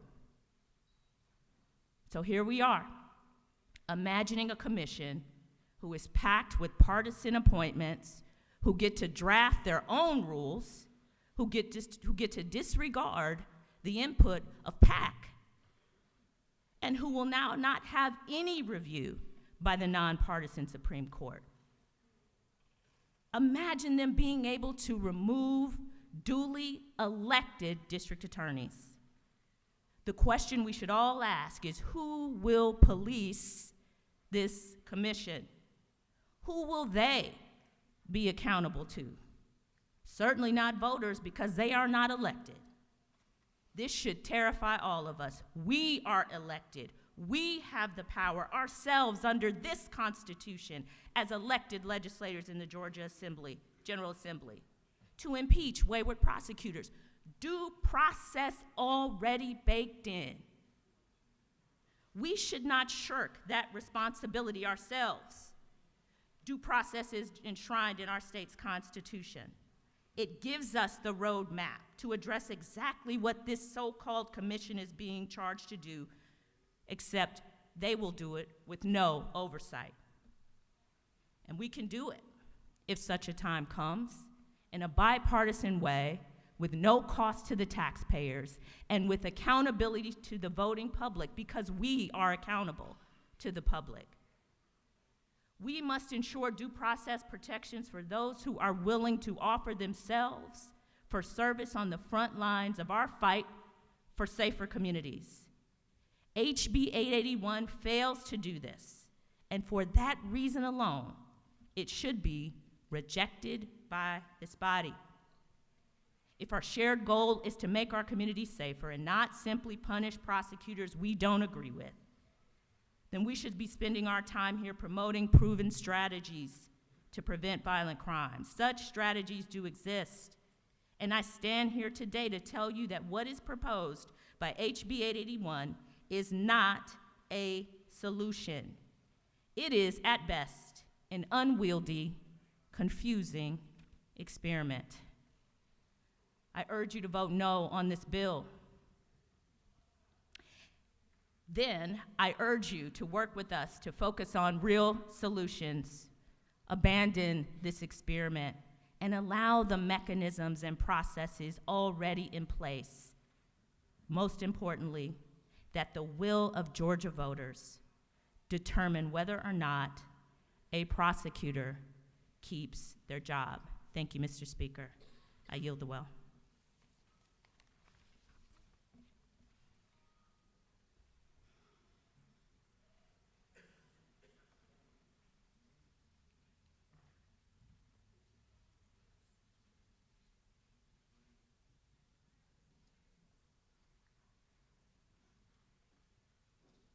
Representative Shay Roberts is recognized to speak to the bill. The time was paused. Representative Roberts, you have 16 minutes. Thank you, Mr. Speaker. Good morning, colleagues. I also rise in opposition to HB 881. You know, I've told my daughter since she was little that when I get angry, it's because I'm scared for her. I've had colleagues here say they're inspired by my passion after a committee meeting. Well, I'm most passionate when I'm scared too. Since my first speech from this well 3 years ago, I have expressed passionately my concern that some in this chamber are grabbing power wherever they can, no matter the consequences, slowly eroding the rule of law. All eligible Georgians are constitutionally entitled to one vote. But some in this chamber think it's okay for them to substitute what they want when they don't like how the people voted. That scares the heck out of me. And it's dangerous for both parties under this gold tome. Why? Because power shifts. Parties have the majority one day and lose it the next. But more importantly, this arrogance that we know better than the voters of this state is dangerous for the people we represent. It endangers their one vote and silences their voices. And often the Georgians whose voices are being silenced don't even live in the district where they can hold the offending politicians accountable. Some in this chamber also don't respect our constitutional officers duly elected by the voters of this state. They insist without the same education or access to evidence that their discretion should trump that of our district attorneys. It's disrespectful to our predecessors in this body who granted DAs, prosecutorial discretion in the first place. How would we in this chamber feel if someone dared to tell us how to do our jobs? We don't have someone overseeing how we make the laws in this state. Only our voters hold that power, or at least they're supposed to. Last session, over the objection of my Democratic colleagues and I, this body passed SB 92. The majority passed it over the objection of both Republican and Democratic DAs across the state. It passed despite our laws already providing multiple ways to remove a DA for incapacity or a violation of their oath. And arguably, it passed so those in power currently could undo a district attorney election if they don't like who the people chose. So some could disrupt a prosecution of an alleged criminal for political purposes. When we talk about public safety, it's dangerous to weaponize these processes to help any alleged criminal avoid being held accountable. Really dangerous, because power shifts. So pursuant to SB 92, and because the same political party currently has the majority in both chambers and the governor's office, all 8 members of the Prosecuting Attorneys Qualification Commission, or PAQC, have been selected by Republican leadership. Down the road, if power shifts, Democrats could pick all 8 members. But there were 2 things in SB 92 that gave a glimmer of hope that at least the process might be fair, even if the people making the appointments were purely partisan. And that was that PAC had to work with the prosecuting attorneys, the PAQC had to work with the Prosecuting Attorneys Council to draft standards of conduct and rules for the governance of the commission, and the Supreme Court had to review and adopt those rules. Neither of those things have happened. The PAQC never even considered the pages of recommendations from the Prosecuting Attorneys Council and instead submitted their own rules to the Supreme Court. And the Supreme Court refused to review and adopt the rules, raising constitutional questions about whether that adoption could violate separation of powers. So despite Georgia's highest court indicating its concern about the constitutionality of SB 92, supporters of this unnecessary and expensive commission just won't stop. They're essentially saying to our Democratic and Republican DAs, our voters, and now the Supreme Court, you don't like it? You voted for these people? You think it might be unconstitutional? We don't care. HB 881 removes the requirement that the Supreme Court has to review and adopt the rules. Even an appearance of fairness in the process is gone under this new bill. During our committee hearing on HB 881, in light of removing this requirement for the Supreme Court adoption, my colleague made a motion to amend current law to allow the minority leaders in each chamber to appoint 2 of the 5 members of the investigative panel and to expand the hearing panel to 5 members, giving appointment power to 2 members of the minority leaders. Again, power could shift. The intention was to make the appointments more fairly balanced regardless of power shifts in the future. The motion failed. I hear my colleagues routinely justify legislation under this dome saying that we have to restore faith, the public's faith in our government and its leaders. This bill is partisan in all its parts. How does that restore faith in us? At the first available opportunity, SB 92 became law. Some of my Senate colleagues filed a complaint against DA Fani Willis, alleging she was prosecuting Donald Trump for political purposes. This complaint is in direct contradiction to the reason asserted by sponsors who supported it. We heard time and time again in committee meetings, rogue DAs are not prosecuting crimes. In fact, they added to the existing law an additional duty that a DA be required to review every case where probable cause for prosecution exists and make a prosecutorial decision. And current Georgia law requires the DA to draw up all indictments or presentments requested by a grand jury and prosecute all indictable offenses. Y'all, 2 separate grand juries indicted Donald Trump, 91 counts. So apparently, I can't help but assume the supporters of this legislation only want DAs prosecuting who and what crimes they want. More of the same. We want this and y'all aren't giving it to us, so we're just gonna take it. Again, dangerous. because power shifts. This law is an unnecessary, expensive layer of government that will be weaponized for political purposes. It already has. If you are hell-bent on passing it, why not make it more balanced from the beginning? The people of this state are sick of partisan fighting. They want to see us work together for them. They want processes that are fair to all Georgians, not just those who are in the party in charge. They want to know that when they vote, their vote counts, that the party in charge won't remove their DA of choice, that the party in charge won't take an end run around the rules to pass local maps that people don't want. They want to be confident that if a majority of Georgians want to talk about certain issues, that their voices won't be silenced, that their leaders, no matter which party, will hold hearings on bills that are important to them, bills that offer solutions they want and need. Georgians want to know that we are representing them, all of them. This bill does nothing to restore the public's confidence. The creation of this commission from its inception was to weaponize it for political purposes, and now you have stripped the process of even any appearance of fairness. Colleagues, let's not give our constituents another reason to lose faith in us. If you vote no on HB 881 today, the PAQC can't do anything because the current law requires adoption of the rules by our Supreme Court, and they won't do it. Vote no on HB 881, and this political clown show stops, and we show all of our constituents, Democrat or Republican, that we want fairness in our processes, that when the power shifts, the way we conduct business remains fair for everyone. Listen to the duly elected Republican and Democratic DAs, the Supreme Court of this state, and the voters, and please vote no on HB 881. Thank you, Mr. Speaker. I yield the well. The lady has yielded the well. The chair recognizes Representative Al Williams to speak to the bill.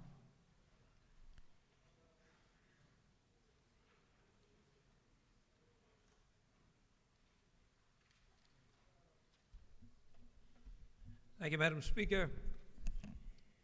Usually takes me about 8 minutes to clear my throat and get from my seat. But just to remind this House that the problem we're supposedly addressing here does not just apply to Atlanta, and it should not be just responded to by lawyers. I'm just a country boy from down in Midway, Georgia, who spent a little bit of time in law school, but I do know the vast majority of people are neither one in Georgia. 53 district attorneys here. I would have liked to, my intentions were, and I'll cut them short, to go through a little history back when DAs were called solicitors in Georgia, back when corruption was rampant in a whole lot of our 159 counties, and we could exclude Fulton, when all you had to do to be fleeced when you crossed the South Carolina line was have a tag on that was north of the Mason-Dixon. And you might stop to pick up a spread, but you might have to wire your district attorney to get Western Union to get you some money just to get out of Georgia. But I never once heard from the well of this House the idea that we need oversight of district attorneys because we have so much corruption in Georgia. Never once did I hear anybody complain from the well of this House when corruption was rampant in one of our southeast Georgia counties, so rampant until a governor who could ride a bicycle backwards had to go down there and set up a road sign.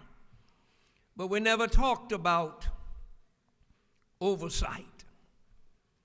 Now, when we decide that the Supreme Court of Georgia is not the ultimate definer of law in Georgia, we've really gone off the track. You don't have to always agree. You don't. But right will never be wrong. And one thing about the majority, because the majority wins does not mean the majority is always right. There are people, and I don't refer to just hard-working Georgians, I call them Georgians, breathing, working. Some can't work, some disabled, some too old to work, but Georgians need justice. And from the district attorney's office, if I disagree with it, what you're telling me is, if you're not a member of the House of Representatives, then you can't be disagreed with out in your district, because somebody will have some oversight. This thing's getting out of hand, folks. And I'm closing now, but it's getting out of hand. Because anytime you start deciding law based on what you liked and didn't like politically and not what the Constitution says, and the people are still the ultimate deciders, who are we to tell folk who live in counties that you elected this district attorney, but we know more about you, even though I've never been through there. I'm going to write legislation to decide. That's not how this state was designed to be run.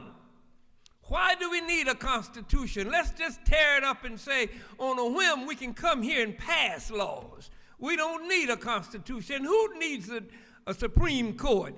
They don't know what they're talking about. Let's just bypass them. You can't thumb your nose at what's brought us this far.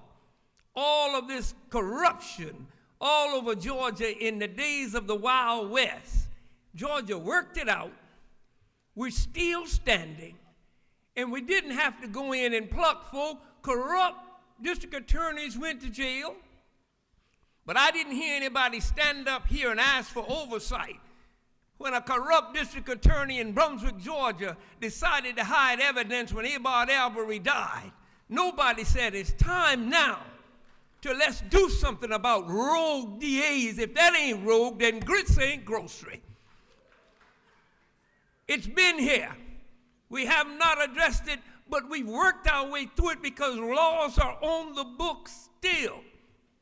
Had it not been for a district attorney from my Atlantic Judicial Circuit appointed to oversee that case in Brunswick, who realized we did not have the staff and turned it over to General Carr, and a prosecuting attorney was sent.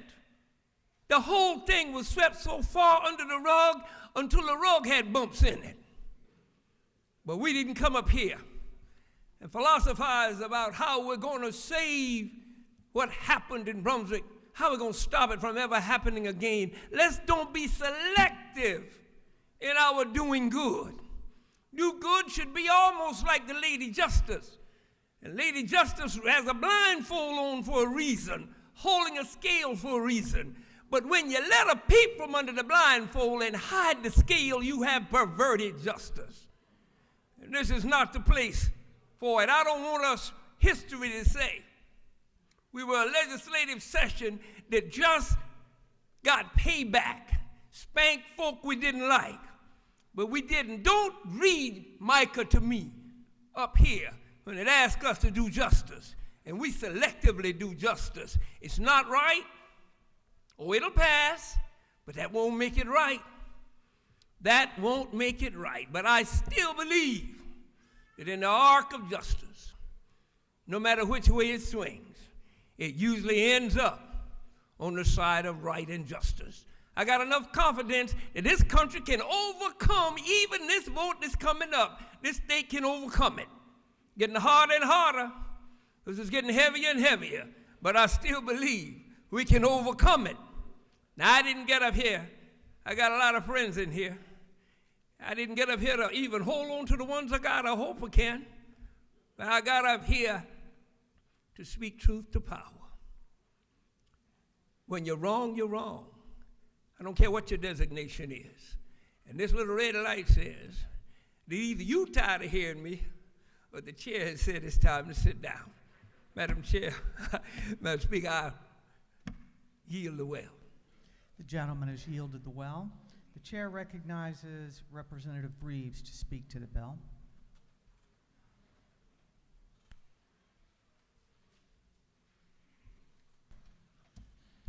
Thank you, Speaker Pro Tem. House colleagues, the state constitution and the U.S. Constitution clearly provide that no elected official should be above the law. House Bill 881 guarantees that no elected official in Georgia will be above the law. Specifically, prosecutors in Georgia will not be above the law if you vote yes on House Bill 881. Judges have the Judicial Qualifications Commission. We legislators have the State Ethics Commission, the House and Senate Ethics Committee, and of course, prosecution and public safety law enforcement to keep us accountable, in addition to the voters. Last week, a senator asked the Inspector General to investigate a DA, and the response back, DAs are part of the judicial branch. In the committee last week, we heard that DAs are part of the executive branch. Whatever branch DAs think they are or are, this bill clearly says they are not above the law. Florida has a model that we looked at last session in 2023 where the governor can fire a district attorney just like the Falcons can fire a football coach. That's not this model. This model gives checks and balances similar to the Judicial Qualifications Commission. You have heard about impeachment, that this body can have an impeachment proceeding during a regular session or a special session. That hasn't occurred since the 1960s, and it requires a vote, which I do not believe would be achieved in here. And the argument has been voters alone can take a DA out. But we heard in the committee instance after instance of a bad DA, whether it's through having criminal activity, having nervous breakdown, or various reasons across the state over the last 10 or 20 years, have 6 months or a year of disruption in their office that inflicts 5 years or 10 years of chaos on public safety and the administration of justice in their circuit. And that's just not acceptable. The voters want us to establish good checks and balances for prosecutors because public safety depends on it.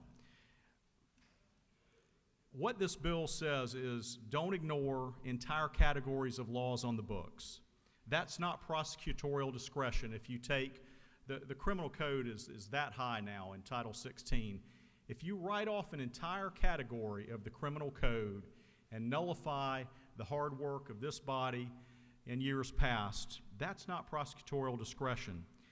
Across the country, there's a movement to define entire criminal codes as nonviolent offenses and not to give them attention. And smash and grabs, that's not a nonviolent offense that can be written off. Car break-ins, that is not a nonviolent offense. Stalking, that is not a nonviolent offense for anybody who has ever encountered that. Riots, those are not nonviolent offenses that can be ignored and written off. We heard earlier about assistant DA vacancies and that they are at high numbers. But I would ask you to look in your area about those vacancies from 2020 to the present and ask why they have occurred. It is demoralizing to officers on the streets as well as to career prosecutors when they see entire sections of the criminal code written off the books by prosecutors, by politics, by partisan politics, because the ones who suffer are homeowners and citizens who are getting their cars and their homes broken into. That's just not right. There was also a reference about cases in recent years and the response to it. I would point out that before Representative Gullett spent years working hard on this issue, that State Representative Bodie, a former member of this body who's a Democrat, he is the one who started this idea. And we salute him for doing that, and that was in response to abuses of prosecutors, and those do happen. Public safety and criminal code shouldn't be watered down by partisan politics. Georgia should have a nonpartisan law enforcement and public safety approach. Georgia's citizens deserve to be safe in their homes, in their businesses, in parking lots that they park in. This bill focuses prosecutors on putting criminals behind bars and away from partisan politics. That's what House Bill 881 is about, and we request your support for it. The committee did its work again this year. This bill is better than it was the last time that you voted for it. Thank you. Gentleman is yielded the well. The chair recognizes Representative Maynard to speak to the bill.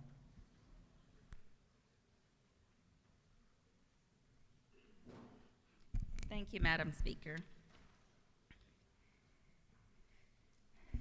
And thank you for my colleagues that have already spoken to the bill. I want to start by just saying we talked a lot about this bill is a partisan bill. I want to reiterate that a Democrat, Representative Trammell at the time in 2020, HB 1214, similar bill. Why we don't like it now, why the other party doesn't like it now, I'm not sure. HB 37, that was Representative Nikki Randall and Representative Sandra Scott. Again, a prosecutor oversight bill. Now we don't like it. How did this start? I was elected in 2020. When I came in 2021, I was reading through the code, not the code, but I was reading through the legislation that was coming forward, and I saw that Representative Gullett had a prosecutor oversight bill. Now, as the victim of stalking and what I have personally gone through, I went up to Representative Gullett. This is prior to Donald Trump being indicted. I went up to Representative Gullett and I said, Representative Gullett, this has happened to me. I had a rogue prosecutor in Fulton County. This happened to me. I want to sign onto your bill. January is Stalking Awareness Month. California had the very first anti-stalking laws on the book because Rebecca Schaefer was murdered. This is a crime that does not receive the attention it needs. Most victims are haunted by stalking. Georgia's Marsy's law gives protections to women and men stalking victims, but prosecutors do not have to prosecute this bill if they don't want to. In fact, the United States Justice Department said stalking is one of the #1 crimes that prosecutors just don't get.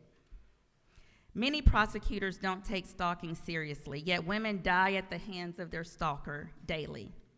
Women repeatedly ask for help and repeatedly die because prosecutors choose not to prosecute these crimes. Stalking is a high-risk factor for death. 54% of female homicide victims report stalking to the police before they die. 46% of stalking victims experience at least one unwanted contact each week. 2/3 of stalkers pursue victims at least once per week. Gracie Spinks, 23, fatally stabbed 10 times by a stalker, but her complaints were ignored. Zora Sadeji, I'm probably saying that wrong, may she rest in peace, requested a protective order to last 99 years because she knew her stalker would never leave her alone. She did that right before she was murdered. Prosecutor did not hear her cry. Jessica Smith, killed with a pickaxe. After she was murdered by her stalker, the family said, what good is it getting a protective stalking order if nobody enforces it? Shauna Grice, murdered after the criminal justice system failed her, reported attempts to get help. In the past 30 days, my colleagues, my friends, I called 911 3 times in the past 30 days because of a stalker. After he served 1 year, he came to this Capitol. He is on state trooper video, lying, saying that a state attorney asked him to come up here to my job. Several weeks ago, I had to seek another protective order because a Fulton County judge never ruled on my extension request. Today, in 15 minutes at 12:30, I'm supposed to be online for my TPO hearing, but guess what? The sheriffs have still not served him. So I'm gonna have to wait again. We're gonna have to postpone my trial so I can get another stalking order. During National Stalking Awareness Month, we should all want to shine a light on the insidious crime of stalking, recommit to protecting survivors, and reaffirm that every American deserves to live free from fear, intimidation, and threats to their well-being. Annually, 3 million people 16 or older are victims of stalking, whether it's in person or online. The criminal justice system lackluster response to stalking encourages stalkers to become bolder in the future than before. And you're right, this is about relationships. Someone that was opposed this bill said, prosecutors don't need oversight. Prosecutors don't need oversight because they do the right thing all the time. Let me tell you why that is not true. In a Fulton County DA's office, when I met with the DA, I was concerned of the conflict of interest happening between her and my stalker's attorney. My stalker's attorney was the county commissioner. The county commissioner does the budget for her office. That is a conflict of interest. Then I was concerned that the Fulton County DA, I was concerned about a judge because someone from Fox 5 News contacted me and said someone in the Fulton County DA's office contacted them to let them know about improper conduct happening on my case in Fulton County. When I went to the DA, she said, she chuckled. She chuckled and she said, because this was about a judge, we know which judges do favors for this commissioner. The judge we have does not. Why do I say all of that? I say all of that to say I have done a lot, and it's not just me, it's other victims throughout the state of Georgia. I have done a lot to try to protect myself when I should not really have to go through everything I've gone through. Just recently, I did a bar complaint. It's 255 pages to go through a professional code of conduct. This bill would allow people to just go to the qualification commission. We do it for judges. We do it for other people. This makes it easier for victims. And I want to end there. I yield the well. Thank you. The lady has yielded the well. The chair recognizes Representative Gaines to speak to the bill.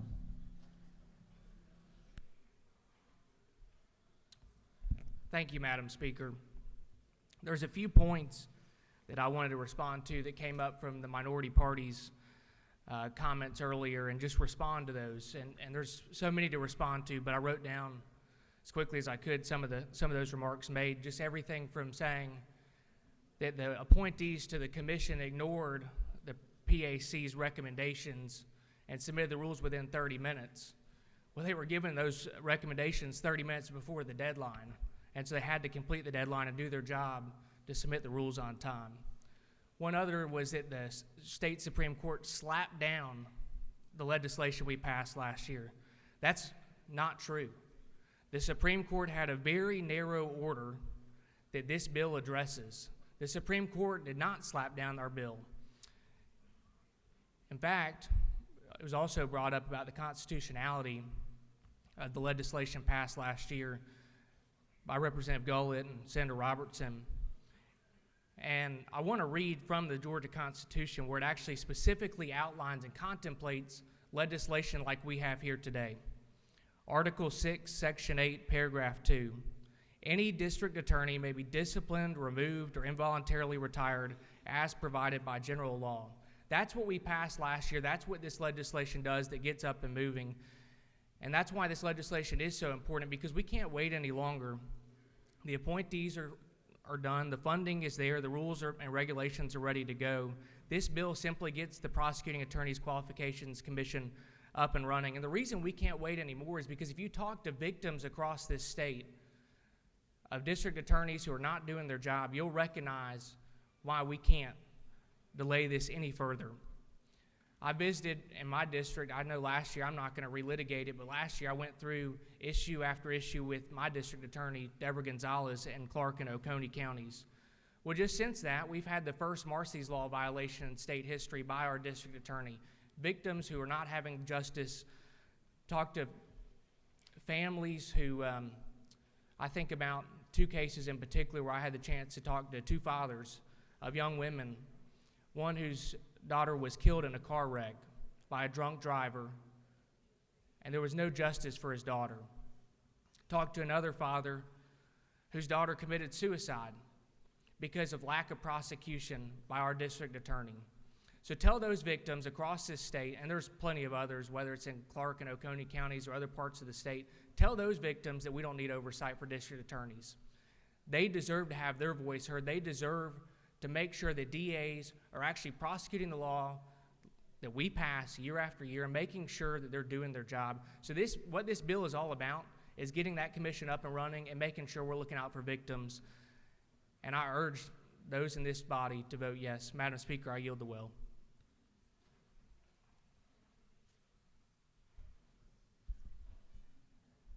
You are not looking behind you. I'm honored to be associated with Pro Tem Jones, I can assure you of that.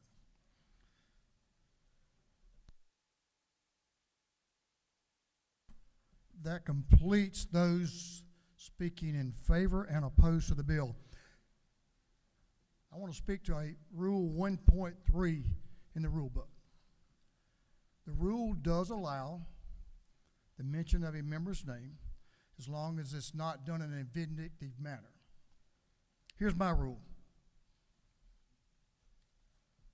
That's a fine line. I believe the best posture for this House is not to mention anyone's name, any former member or current member. They refer to them in a more general sense, if you will. I think you can get the same impact with your comments. And I believe it allows this body to function properly in a very professional manner. I hope members will comply with my request on that as we go forward. I'm not calling anyone specifically out. It's been a question in my mind in the first 10 days, and as we go into the 11th day, and I'll ask members if you will comply with how we'd like for this House to move forward in the future. So if you will, as we move forward into the next phase of this discussion.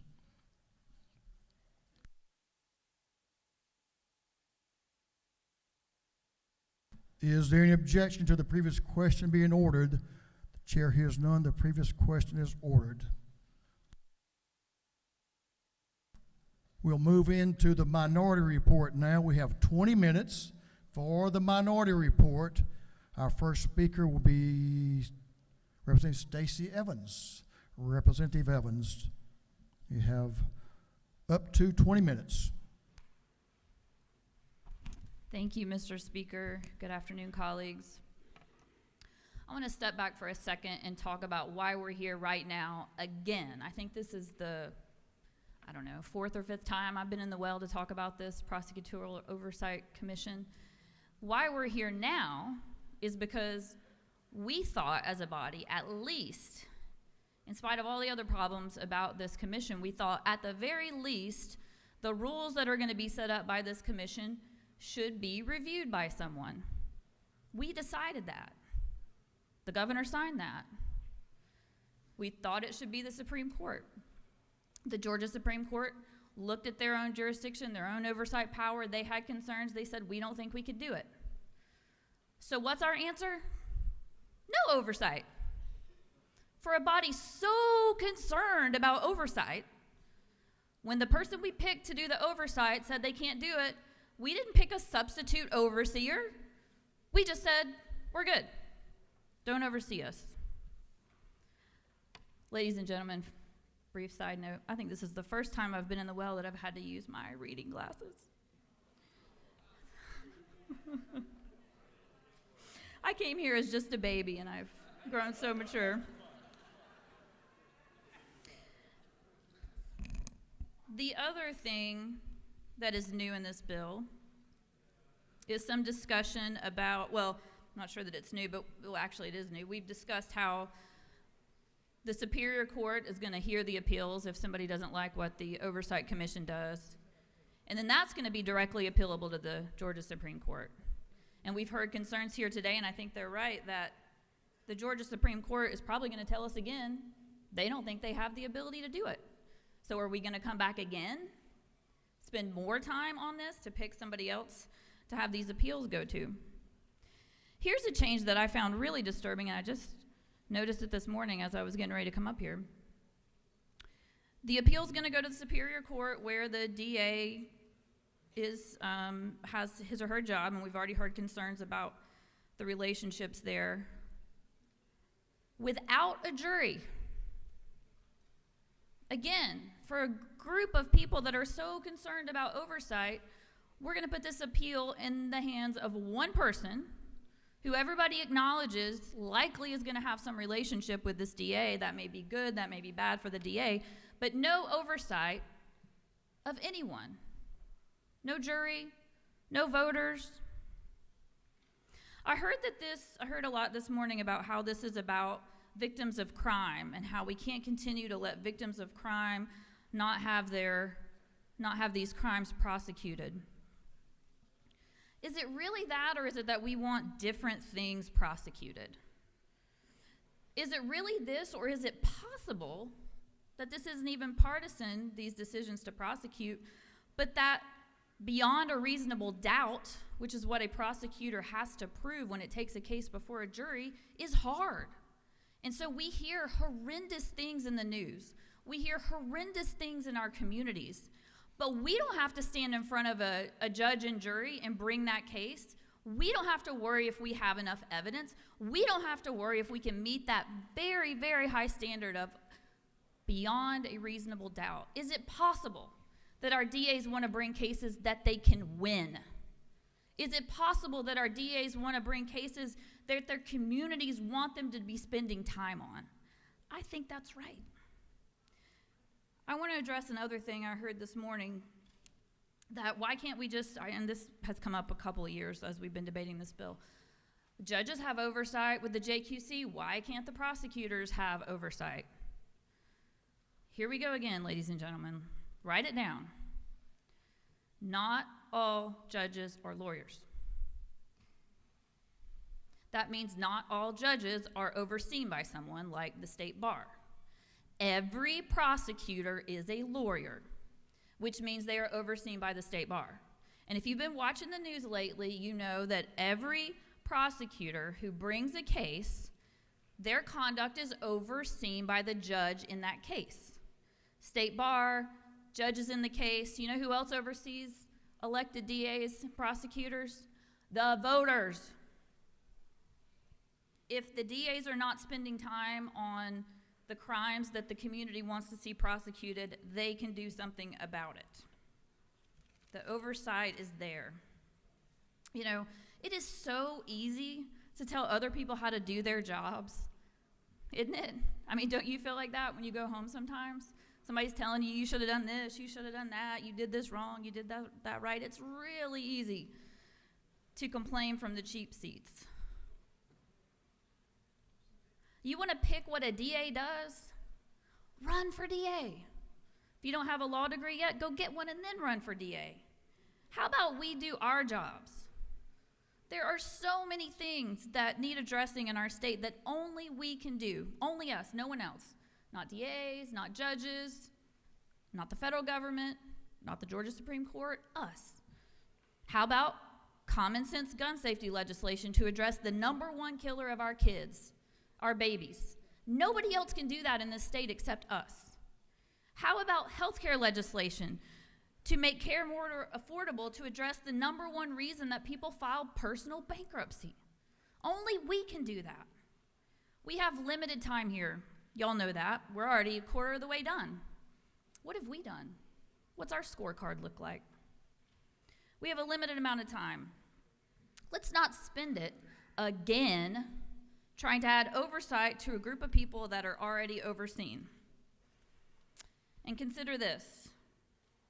If you don't want to address those pieces of legislation that I laid out, common sense gun legislation, healthcare legislation, whatever the case may be, think about it.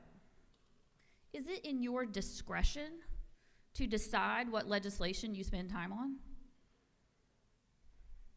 Probably. You can't do everything, right? We can't solve all the world's problems in one session. Well, a DA can't prosecute every case during their term. Prosecutorial discretion is not a problem. It's necessary. Let's stop trying to oversee people who are overseen. Stop trying to get away from our own selves being overseen and just do our own dang jobs. Thank you, Mr. Speaker. I yield the well. The lady has yielded the well. Representative Sam Park, House Minority Whip, is recognized to speak to the bill. Representative Park. Sam, you have like 12 and a half minutes. Thank you, Mr. Speaker. I rise in opposition to this dangerous bill that will undermine the will of the people. As noted by the Solicitor General from Forsyth County and the Judiciary Non-Civil Committee on January 22nd, 2024, this Prosecuting Attorney's Qualifications Commission does not reflect principles of republicanism, and it is always dangerous to create rules to overcome results you do not like. It has been said by the author and supporters of this bill that this is not a partisan issue. Yet only members of one political party are currently able to appoint individuals to the 5-member investigative panel and a 3-member hearing panel. Moreover, its initial utilization has had clear, partisan, and dangerous implications in trying to undermine an ongoing criminal investigation based on a grand jury indictment issued by Georgia citizens. It has also been said by the author that the purpose of this bill is to restore trust and confidence in our courts and our system of justice, our judicial branch of government. Yet efforts to ensure bipartisan oversight by amending this bill were explicitly rejected in committee that would have helped build that trust. Moreover, as we've seen this new commission operate in practice, partisan conflicts of interest are made manifest, as a partisan elected official has the power to appoint people to this new panel and at the same time file a complaint to this panel. How do you think that appointee will act? That clear conflict will further erode confidence that the will of the people govern here in the state of Georgia. On its face, this bill seems simple. Based on my experience down here, when I hear one of my colleagues say this is a simple bill, that's a red flag that necessitates further scrutiny and examination. So if this bill passes and is signed into law, what is its effect?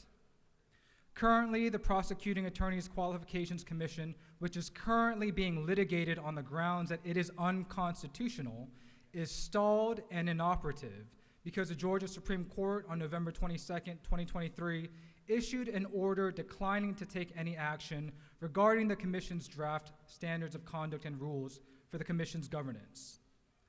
Per OCGA 15.832 subsection G, standards and rules that would govern the Commission would only be effective upon review and adoption by the Georgia Supreme Court.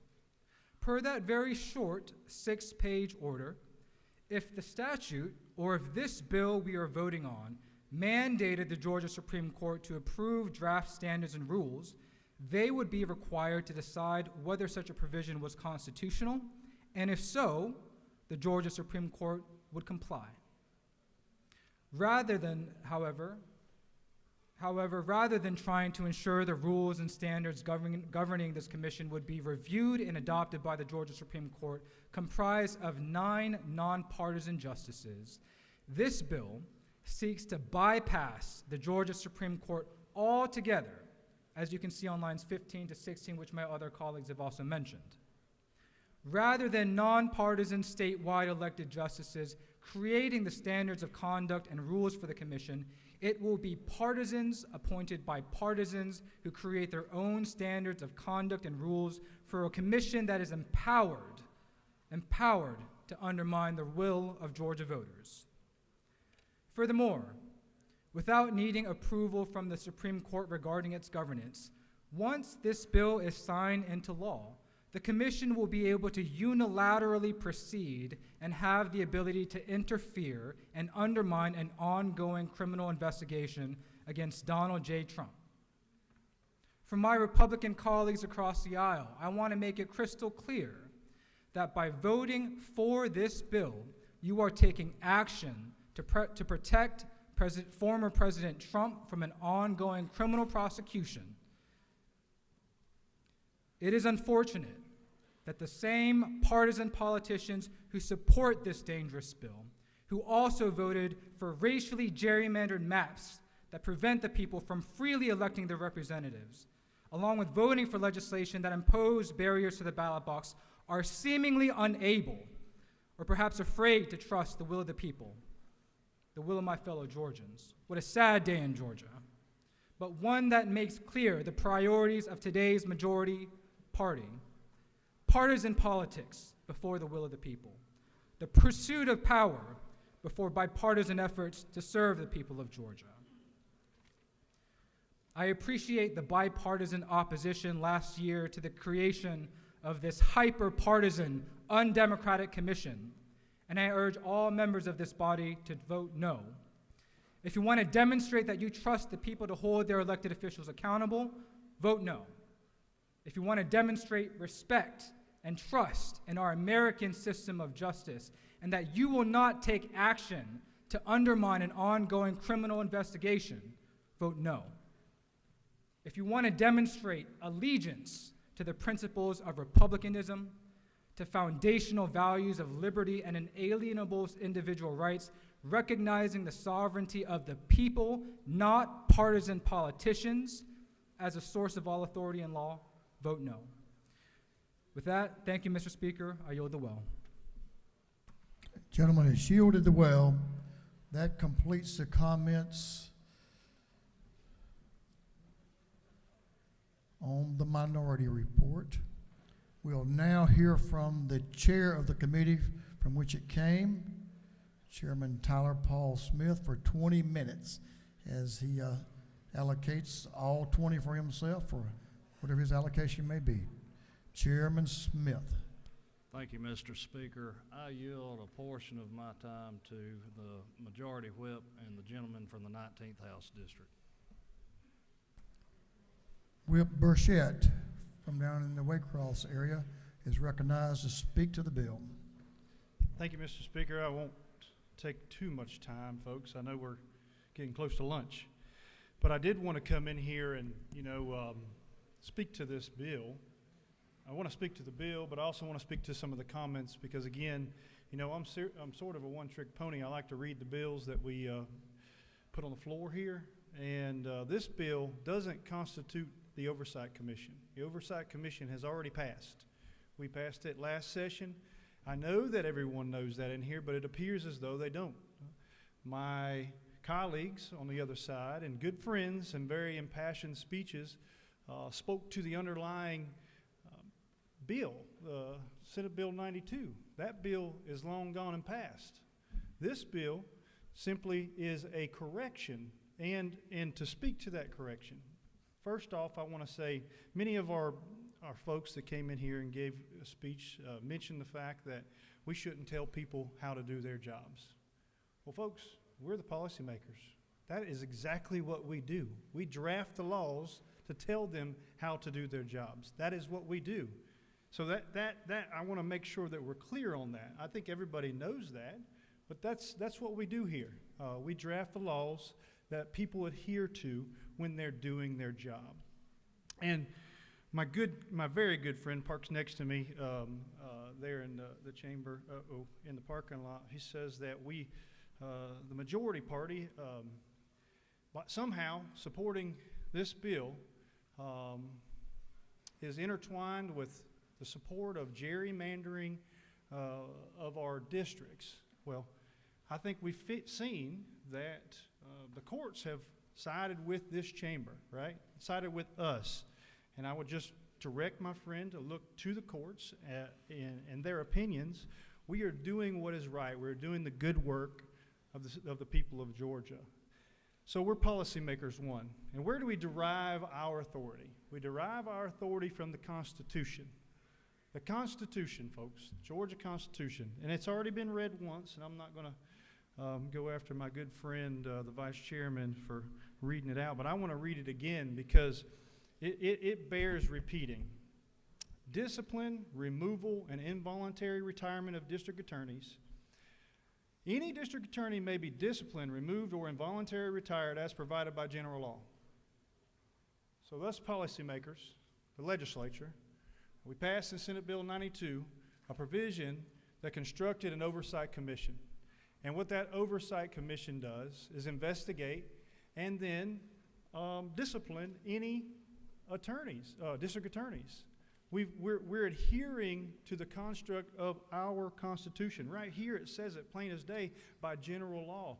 We have that authority. We do it every day. It is written in plain and black and white right there for you to see. If you go and look at it, I can point it to you if necessary. We can go and look and see that we have the authority by general law to do exactly what we're doing.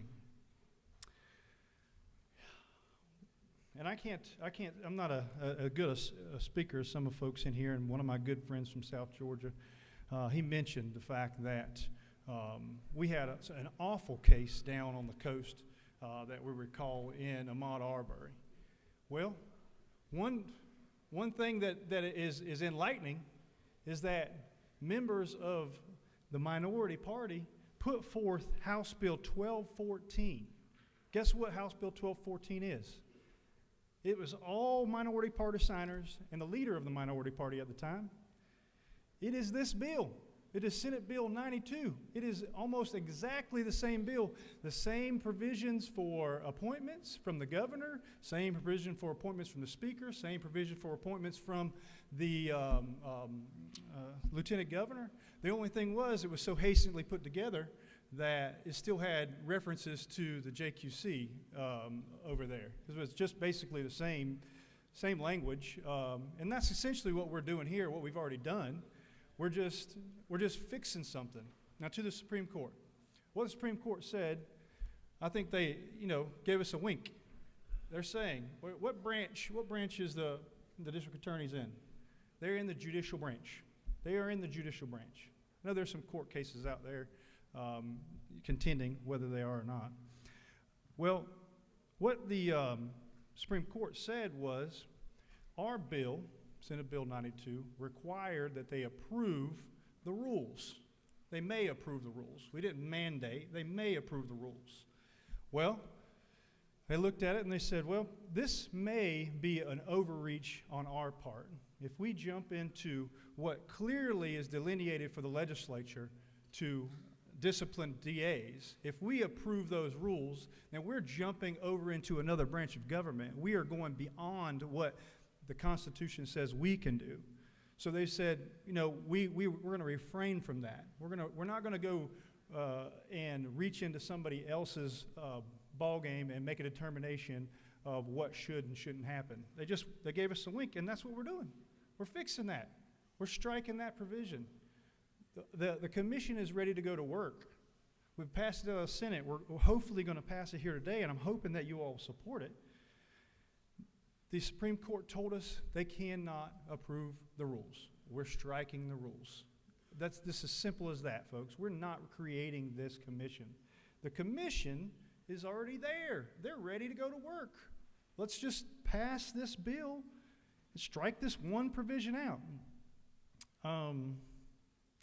One of my good friends says, when you're wrong, you're wrong. Talked about a lengthy history of DAs having mishaps or acting inappropriately. Well, it appears to me that my friends in the minority party can't figure out whether or not we're wrong or we're right with the passage or at least the dropping of a bill that mirrors exactly Senate Bill 92, and in full support of it then for a nasty case down in the coast that we all can agree on. But when we come now, and now because we have an issue in Fulton County and we have an issue with a former president, now it's all of a sudden political.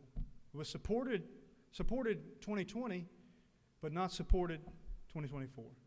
It's very hard for me to understand why everybody can support it in 1 year, but just 4 years later, no more support. With that, Mr. Speaker, I'm going to yield the well, but I want to ask my friends, just think about this, folks. This is what we're here to do.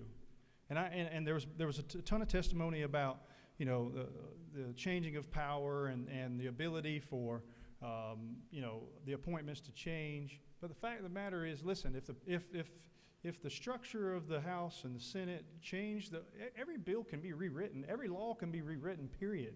That's just the way there's, elections have consequences, folks. I'm pleading for you, let's just pass this and understand what we're doing here. We've already set this commission up. It's a done deal. We're strictly making a correction from the wink from across the road. I appreciate it, and I yield the well. Gentlemen, yielded well. The author of the bill, Representative Gullett, is recognized to speak to the bill. HB 881, Representative Gullett. Thank you, Mr. Speaker. We heard a lot from the minority party today, and I do hope the members of the media fact check things that were said. I think that's vitally important. Number one of the most important that's been mentioned, and I wasn't here back during the times that my friend from the coast mentioned related to district attorneys, but I am here now. And that's why we're taking action. House Bill 1214 in 2020, members in this body still here today were signers of that legislation from the minority party. House Bill 143 in 2021, members in this body here today. Look it up. Get on your phones. Look up 2021 House Bill 143. See who are signers on that legislation. They're here today. They're here today. I can't wait to see the votes. I really can't. As far as it's been harped on a bunch, I just want to say it one more time. This bill, the appointments of this bill, are no different than when the minority party drafted the legislation. No different, twice. Not just once, twice. But now there's a problem. It's absolutely amazing to me. But again, we're here to have oversight of our rogue DAs, to make sure they're doing the jobs that they were elected to do, to make sure that they're holding their offices in ethical ways, and that they are supporting public safety back home. You can't say, I'm not going to prosecute a wide range of bills and expect people back home not to do those wide range of offenses. Wide range of offenses, and not expect people back home to know, hey, I'm not going to get prosecuted. I can go do these things with no repercussions. That's what this bill does. I'm terribly sorry about what happened in Glenn County. Terribly sorry what happened in Paulding County. Terribly sorry what's happened in Columbus. Terribly sorry what's happened kind of all throughout the state. Whether you're a Republican district attorney, whether you're a Democrat district attorney, does not matter. We've had problems on both ends of the spectrum, and that's what this bill is going to correct. Thank you, Mr. Speaker. I yield the rest of my time to the chairman of the committee. The chair of the committee waves. That completes the discussion.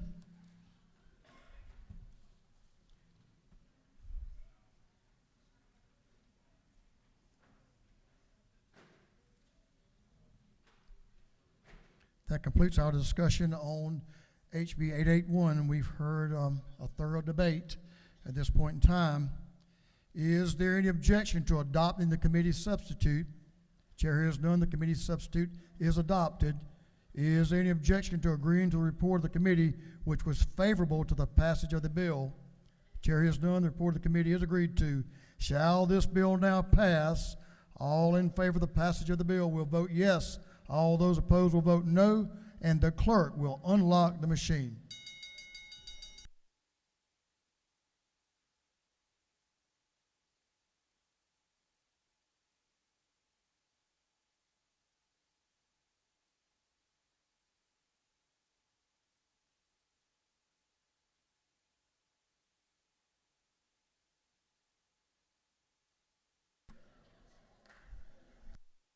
For what purpose does Chairman Petrie rise? Parliamentary inquiry. State your inquiry. Mr. Speaker, is it not true that there are a heap of family members in Chatham County whose family members are victims of violent crime will rejoice at the passage of this bill? Well, the chairman is from Chatham County, so I'll have to take him that he knows of what he speaks. For what purpose does Leader Beverly rise? Thank you, Mr. Chairman. Parliamentary inquiry. State your inquiry. Is it not true that the former leader and former whip of the minority party filed a similar bill because there were 3 Republican DAs in South Georgia who refused to hear the Ahmaud Arbery case, and that bill was filed because there was no justice? There was not a wink of an eye. It was Lady Justice not giving us our due. Is that not true, Mr. Speaker? I'm sure the gentleman believes what he speaks. My recollection is that this House did outstanding works and justice was served in that case. Further parliamentary inquiry, Mr. Speaker. State your inquiry. Is it not true that Republicans wouldn't even give us a committee hearing when we filed this bill? Is that not true? I'm sure you've looked back at the record. My memory does not reflect on that specific point, but I'm sure you did lots of talking about it at the time.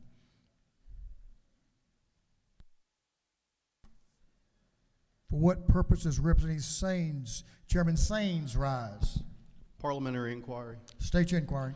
Is it not true that Ahmaud Arbery's case has been mentioned several times today, and that the current district attorney, the one that was replaced by the voters of our circuit, heavily supports this legislation, and he has no better insight than anyone else in this body to know that this rectifies some of the systematic failures that occurred there? I think the gentleman's from down in that part of the state, so I'm sure he knows what he speaks. For what purpose does Representative Draper rise? Thank you, Mr. Speaker. Parliamentary inquiry. State your inquiry. Is it not true that one of the first actions taken under this commission was to file a complaint against a district attorney who is leading a criminal prosecution against former President Trump?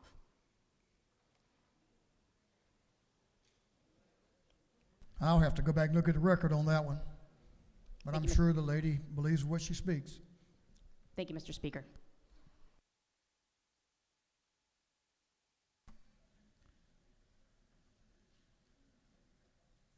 For what purpose does Chairman Tyler Paul Smith rise? Parliamentary inquiry. State your inquiry. Mr. Speaker, is it not true that we have before us House Bill 881 and not Senate Bill 92? That's an astute observation. And, Mr. Speaker, further parliamentary inquiry.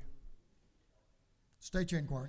Is it not true, Mr. Speaker, that this bill, House Bill 881, is in response and does respond so accurately to the Supreme Court order, and also make sure that the process is fair to those who are brought before this commission? Is that not true, Mr. Speaker?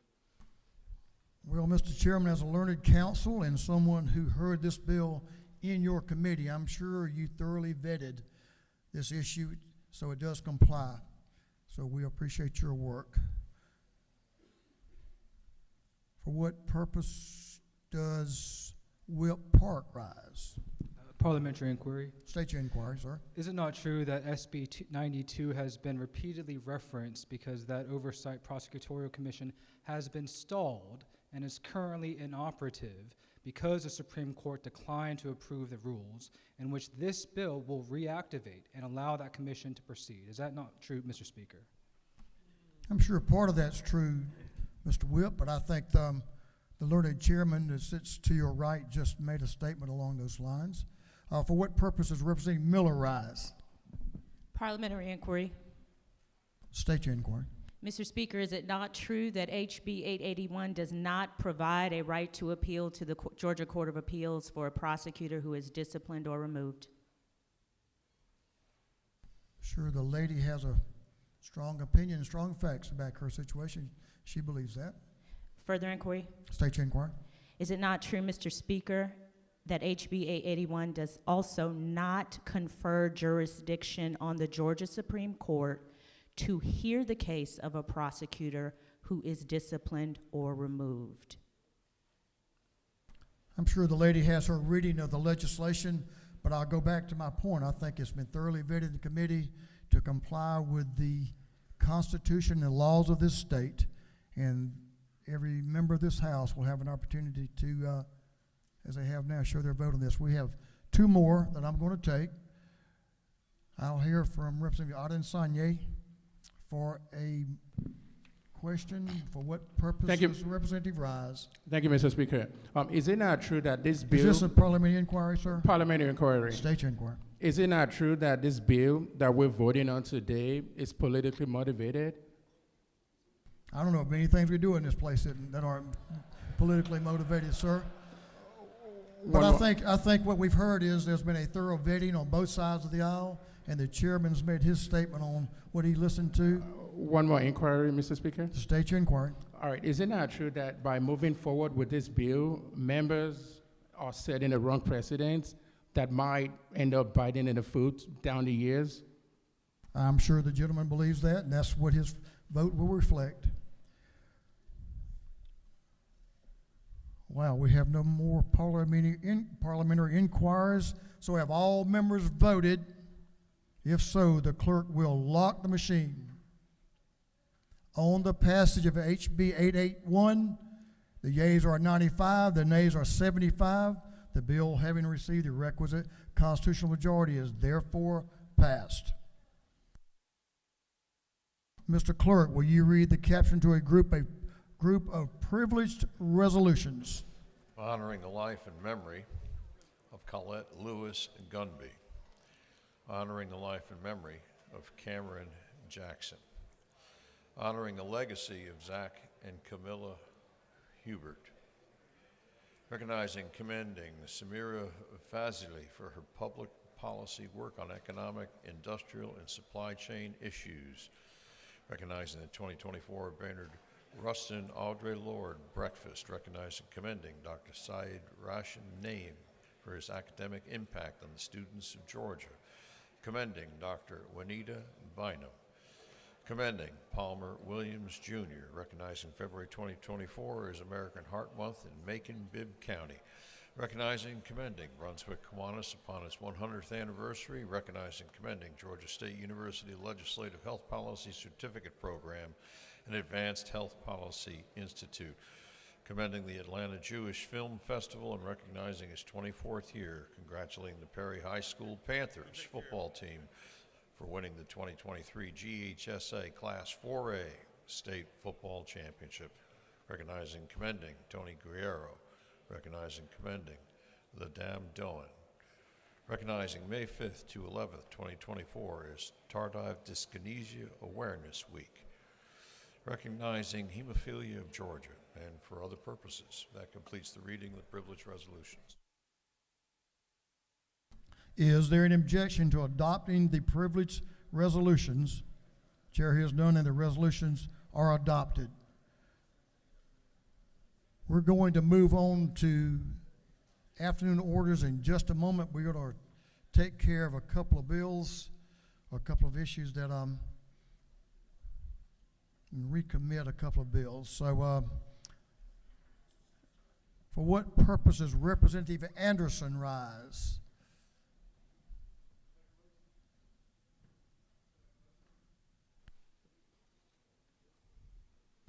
I think you're on now.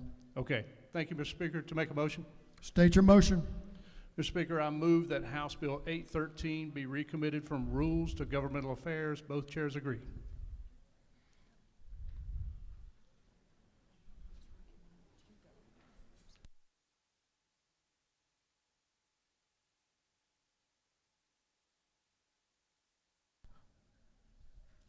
Mr. Clerk, will you read the caption to House Bill 813?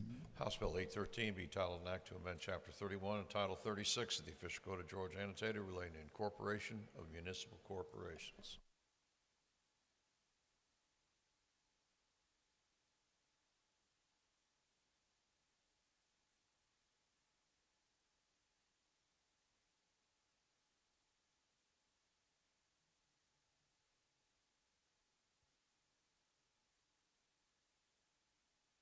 On the gentleman's motion that HB 813 be moved from rules back to governmental affairs, is there objection? Hearing none, it is so ordered.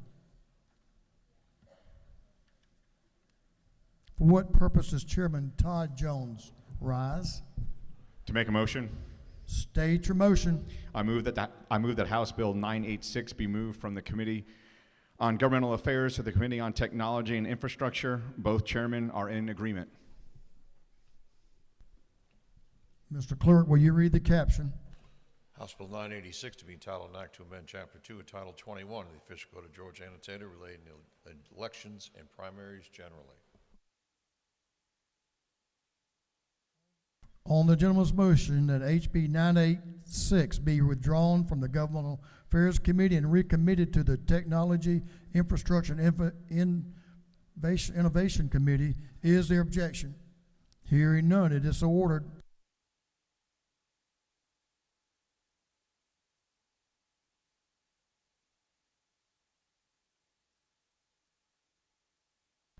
Ladies and gentlemen, we have a number of afternoon orders, and I'm going to give a little extra time here, and hopefully everyone won't use it all, but I'm going to ask you to hold your afternoon orders to 3 minutes or less.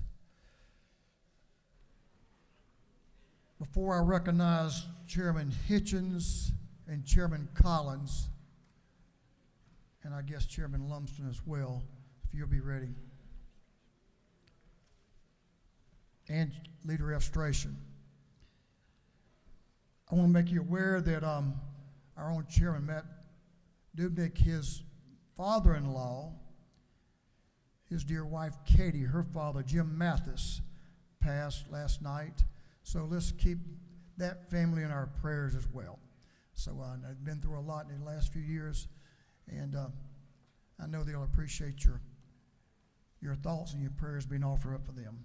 So at this time, members, I'm going to recognize those Chairman Hitchens, Chairman Collins, Leader Estration.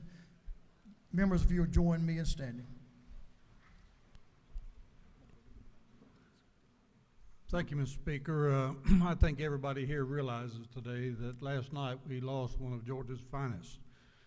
Jimmy Senazar graduated at 114th Trooper School. He just graduated on September the 8th, 2023. Lost his life in Gwinnett County in a high-speed chase. Although he wasn't very experienced with the State Patrol, having been there only 3 months, he spent several years with the Atlanta Police Department before he came to the State Patrol. And in checking in his history, I found out that he won a life-saving award when he was with the Atlanta Police Department. A car went over a bridge abutment and down a hill, landed upside down on the railroad tracks, and nobody would go down the embankment, and Jimmy went down there and extricated the man who couldn't get out of the vehicle, and I think we all stand in sympathy. I think most of you know I spent 43 years in Georgia State government before I came here, 7 of them as the Commissioner of the Georgia Department of Public Safety. During my time, we lost 15 people, and when I was the commissioner, it was a pretty regular occurrence for me to run over to Grady when they were medevacing somebody from around the state into the trauma center who had been shot, cut, beat with a tire iron, run off.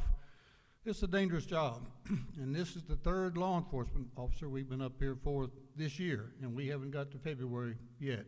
So I think we all stand in agreement that they do a great job. We're here to memorialize him, and I hope that we take a moment of silence in memory of Jimmy. Thank you, Mr. Speaker. Thank you, former Colonel, Mr. Chairman. I know all of us in this house, our thoughts go out and our prayers go out to those folks as well, to the family.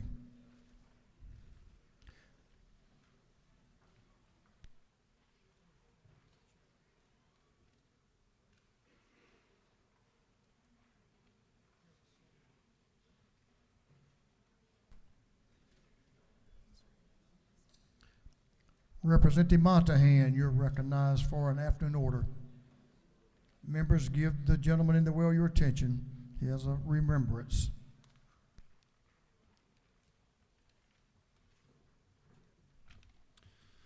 Thank you, Mr. Speaker. Members, today we gather to honor and remember an incredible individual. Miss Nora Wood Goodman of Temple, Georgia, was born on April 20th, 1940 in Madison, Georgia. Nora's journey was one of dedication, service, and an immense contribution to our community and the field of agriculture. Miss Goodman, who passed away on January 9th at the age of 83, was not just a member, but a pillar of the Georgia Farm Bureau, serving as 3rd District Director and as the President of the Paulding County Farm Bureau since December of 2003. Her commitment spanned over 2 decades. Nora was a beacon of strength and leadership, tirelessly working for the betterment of our farming community. That work with the Georgia Farm Bureau extended for 45 remarkable years. Nora's roles in various Georgia Farm Bureau commodity advisory committees, particularly the Forestry Committee from 2005, demonstrated her dedication to the agriculture sector, but her work was not just limited to those committees. She also represented us as a voting delegate to the American Farm Bureau Federation. And beyond the Farm Bureau, Ms. Goodman's influence stretched to other areas of agriculture. She was an active member of the Georgia Cattlemen's Association, a director of the Georgia Agricultural Land Trust, and a member of the Tri-County Cattlemen's Association. Her leadership was also felt in the healthcare sector, where she served as a director of the Paulding County Hospital Authority. Her educational and professional journey in nursing, including her time at the Georgia Baptist Hospital and Mayo Clinic, where she became a certified registered nurse anesthetist, speaks volumes about her dedication and her care for our community. As we remember Nora today, we celebrate her life, her contributions, and the indelible mark she left on our community and on the hearts of those who had the privilege of knowing her. Her legacy is one of resilience, commitment, and passion, a guiding light for every member here. Nora Wood Goodman, a cherished leader, a dedicated farmer, a passionate healthcare provider, and a beloved community member, will be profoundly missed and always remembered. Thank you, Nora. Thank you, members. Thank you for your attention, members. Will Burchett is recognized for an afternoon order. Thank you, Mr. Speaker. Today we gather with heavy hearts to remember and honor 3 brave members of our armed forces who made the ultimate sacrifice in service to our nation. One of those members was Kennedy Sanders, a constituent of mine from Waycross, Georgia. These courageous individuals lost their lives in a drone attack in Jordan, and more than 30 others have been injured. As we reflect on the profound impact of their dedication and sacrifices, let us extend our deepest condolences to the families and loved ones affected by this tragedy. The loss of these 3 troops is a stark reminder of the sacrifices made by our military personnel in the pursuit of peace and security. Their commitment to the duty and the defense of our values will forever be etched in our hearts. We also stand in solidarity with those who are currently recovering from the injuries, and our thoughts are with them and their families during this challenging time. In moments like these, it is essential that we come together as a nation, offering support and gratitude for the sacrifices borne by our servicemen and servicewomen. As we mourn the losses of these 3 heroes, let us also express our gratitude to all of those who continue to serve, ensuring that their dedication to our nation's security is never taken for granted. May the memories of those we've lost inspire us to uphold the values for which they fought, and may we always remember the profound debt of the gratitude we owe to those who serve in the defense of freedom. If you all will, observe a moment of silence with me. Thank you, Mr. Speaker. To our servicemen and women around the world, but especially in the troubled areas of the world, We owe them a great debt of gratitude. Remember that family. Whip Park is recognized for an afternoon order. Thank you, Mr. Speaker. Per House Rule 40.3, I rise to bring attention to actions taken by Republican members in this body that are undermining the integrity of House proceedings with respect to local legislation. Republicans are continuing to break long-standing precedent by manipulating House Rules 18.1 and 56 to pass local legislation that does not have the support by a majority of the local delegation. They are treating a local bill like a general bill to move it through the legislative process in violation of House Rule 18.1, and then treating it like a local bill to get it on the local calendar to prevent the minority's ability to file a minority report in compliance with Rule 56. For example, in 2022, just 2 years ago, Republicans here bypassed a local delegation in Cobb County, which resulted in every single Republican in this body voting for racially discriminatory legislation, House Bill 1028, that was stopped by a federal court. Now today, this Republican majority is once again deviating from the regular legislative process and bypassing the local delegation to impose their unrepresentative, unaccountable will on the people of Cobb County. This sets a dangerous precedent that will undermine local control. Now, any majority in this House has precedent it may follow to impose its will on any county or city throughout the state of Georgia, regardless of opposition by the local delegation or the will of the people in that area. May y'all reap what you sow. Thank you, Mr. Speaker. I yield the will. Gentleman has yielded the well. Leader Estration, do you have an afternoon order? He waves.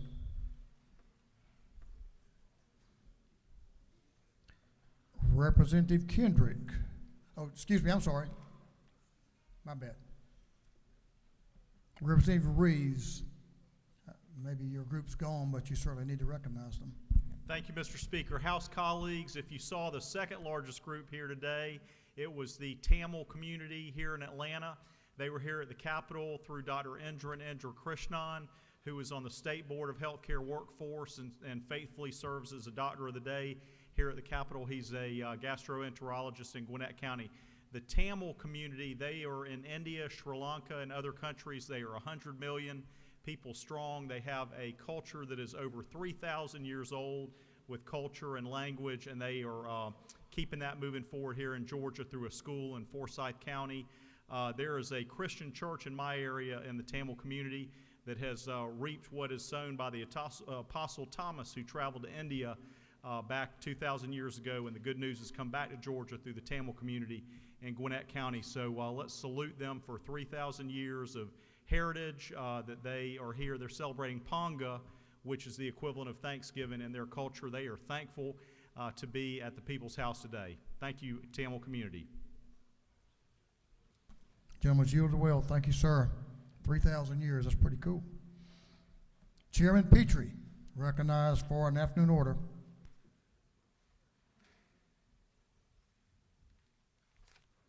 Thank you, Mr. Speaker. Mr. Speaker, I rise today to speak to the greatest border crisis in American history.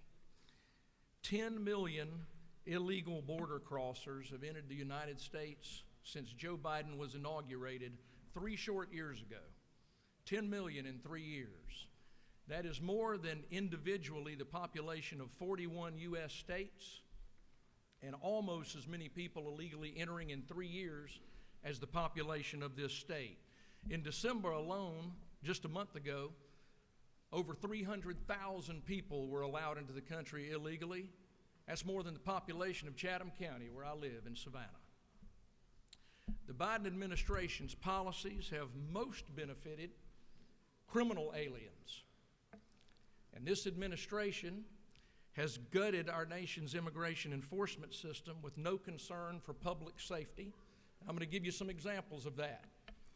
In spite of the exponential increase in illegal migrations to this country, when you compare fiscal year 17, 18, and 19 to 21, 22, and 23, there has been a 57% decrease in the arrest of criminal aliens, and there has been a 67% decrease in the deportation of criminal aliens.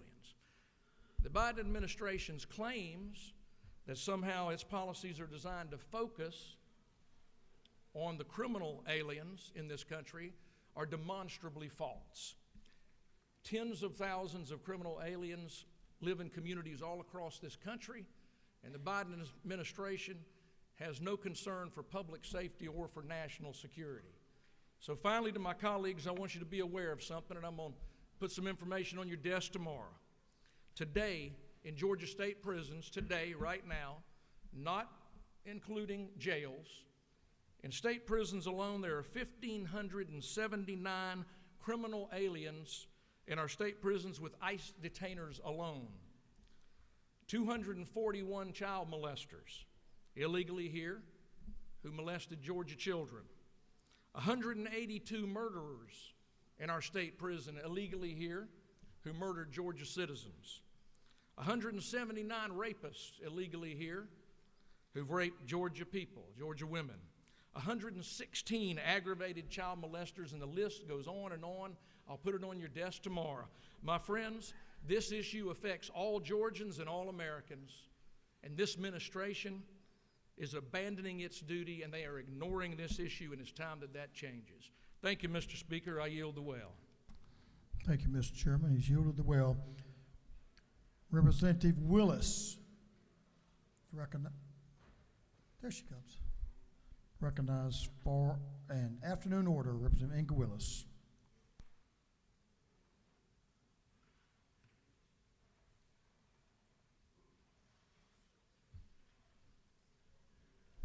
Thank you, Mr. Speaker. And Good- you have some friends that want to join you, I think, if you'll I love spend friends. just for a minute. Here we go. Yes, ma'am, you're recognized. Thank you, Mr. Speaker. Good afternoon, colleagues. Access begets success in all things. Food insecurity is lacking access to adequate, healthy, and affordable food. And I have found through conversation with my colleagues, it is an issue impacting both urban and rural Georgians. I've spoken with both Republican and Democratic colleagues who've expressed concern around food access. Some of my colleagues said they are 20 minutes away from a grocery store. Some of my constituents buy groceries out of convenience stores. In 2021, the rate for food insecurity in Georgia was 10.7% overall for all ages. That's 1 in 9 people. For Black Georgians, the rate was 17%. For our white Georgians, 7%. The American Heart Association recently reported that a racially diverse group of pregnant women who reported eating a diet rich in vegetables, fruits, fish, nuts, olive oil, and whole grains had a 20% or greater reduced risk of developing preeclampsia as an issue. Notably, the study showed that Black women who consumed these foods had a 26% reduced risk of preeclampsia. I find this to be extremely significant. More action must be taken in order for low-income women and their children to improve their intake of the healthy foods listed above because they otherwise have limited resources to buy the healthy foods. There is forthcoming bipartisan legislation addressing this lack of access, and I ask that this body address the connection between access to healthy foods and healthy outcomes for all Georgians. Thank you, Mr. Speaker. I yield back the well. Thank you. The lady has completed her afternoon order and yielded the well. Now, I'm ready. I'm sorry, we had to get you in the proper order, right, Representative Kendrick? So that's your time. Ladies recognized. Thank you, Mr. Speaker. Good morning, colleagues. I'm doing this a little bit early this year, but this is my annual birthday rant. Because my birthday is August the 28th. It is outside of the legislative session, and I don't get to hear the speaker call my name and all of you stand up and applause. I get a card, but I don't think that's sufficient. So in this chamber, if you have a birthday that is outside of the legislative session, will you please rise so that our colleagues can give us a round of applause because of our birthdays outside the session.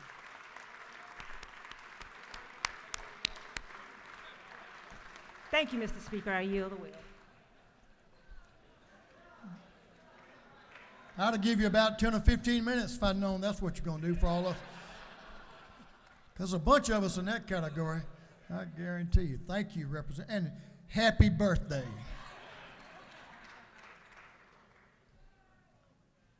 All right, we're ready for announcements. But since we're on the birthday deal, Chairlady Darlene Taylor has a birthday right down up front. Representative Darlene Taylor. I think she's about 39, I believe. Pretty close. Pretty close. I know a gentleman doesn't do that to a lady, but I thought 39 worked. All right, let's have some announcements. Chairman Corbett. You having a committee meeting over here? Or you going to? Oh, okay. Chairman Corbett's recognized for an announcement. They did it to you on purpose, I bet. Thank you, Mr. Speaker. The Motor Vehicles Committee will meet at 8 o'clock in the morning, room 606. Thank you. See who your friends are now. Representative Ballard and Representative Hilton's recognized for an announcement.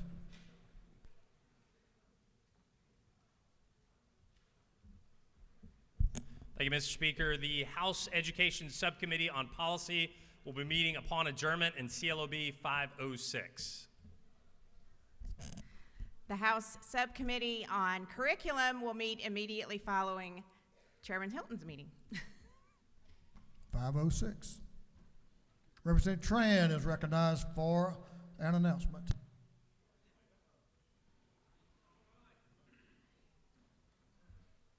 Thank you, Mr. Speaker. DeKalb delegation, we have a room change. We will be meeting in room 514 upon adjournment. DeKalb delegation, room change 514 upon adjournment. Thank you. 514, Representative Jasmine Clark, recognized for an announcement. Thank you, Mr. Speaker. The Georgia Legislative Black Caucus will have a meeting today at 1:30 in room 216 in the Capitol. A hot meal will be served. Thank you. 216 hot meal served. Representative Carter, Representative Doreen Carter is recognized for an announcement. Good afternoon and thank you. You all had this sheet on your desk today, and it has some information for you about Thursday, which is our Go Red for Women. And this is an announcement, but I want to put this in your spirit so you'll be thinking about this as you're deciding what to wear on Thursday. Heart disease is the leading cause of death in Georgia, and in many cases, it is preventable. Will you wear red and help us educate your families, friends, coworkers, and networks on signs and symptoms on how they can protect their hearts? Thank you. Thursday, wear red. Thursday, wear red. Now, I have an announcement. We have pages today. If you have a page, don't leave the room. Let's get a photo up front in just a moment. We're almost done. Chairman Mitchell, Chairman Billy Mitchell is recognized for an announcement. Thank you, Mr. Speaker. There will be a Democratic Caucus meeting tomorrow morning, 9 a.m. We can join others in 307 in CLOB tomorrow morning at 9 a.m. It is an important one. Look to see you all there. Thank you, Mr. Speaker. Thank you, Mr. Chairman. Chair Lady Taylor, happy birthday, lady. Recognized for an announcement. Thank you, Mr. Speaker. I have two announcements. The Insurance Life and Health Subcommittee will meet today at 2 p.m. in room CLOB 415. And right now, as we speak, if you're so inclined, there is a special group from Southeast Georgia here honoring the Okefenokee, and everyone is welcome to come. Thank you. Chairman Hawkins is recognized for an announcement. Thank you, Mr. Speaker. The Health Committee will meet today at 2:30 rather than 2 at CAP 403. It's 2:30 rather than 2. Thank you. And it's Capitol 403, Mr. Chairman. Gotcha. Mr. Leader Estration is recognized for an announcement. Thank you, Mr. Speaker. The chairman's lunch will be in room 403 of the Capitol upon adjournment. 403 of the Capitol upon adjournment. Thank you. Representative Hong is recognized for an announcement. Thank you, Mr. Speaker. Judiciary Non-Civil Hong Subcommittee will meet at 2 o'clock today. Thank you. Hong Subcommittee, where will that meeting occur? Do y'all know? 132 Capitol Building. Thank you. That's your traditional spot, right? 132 Cap. Representative Gamble. Thank you, Mr. Speaker. Tomorrow morning, the House Fellowship will meet at 7 a.m. in the House Judiciary Committee. All members are invited. Thank you.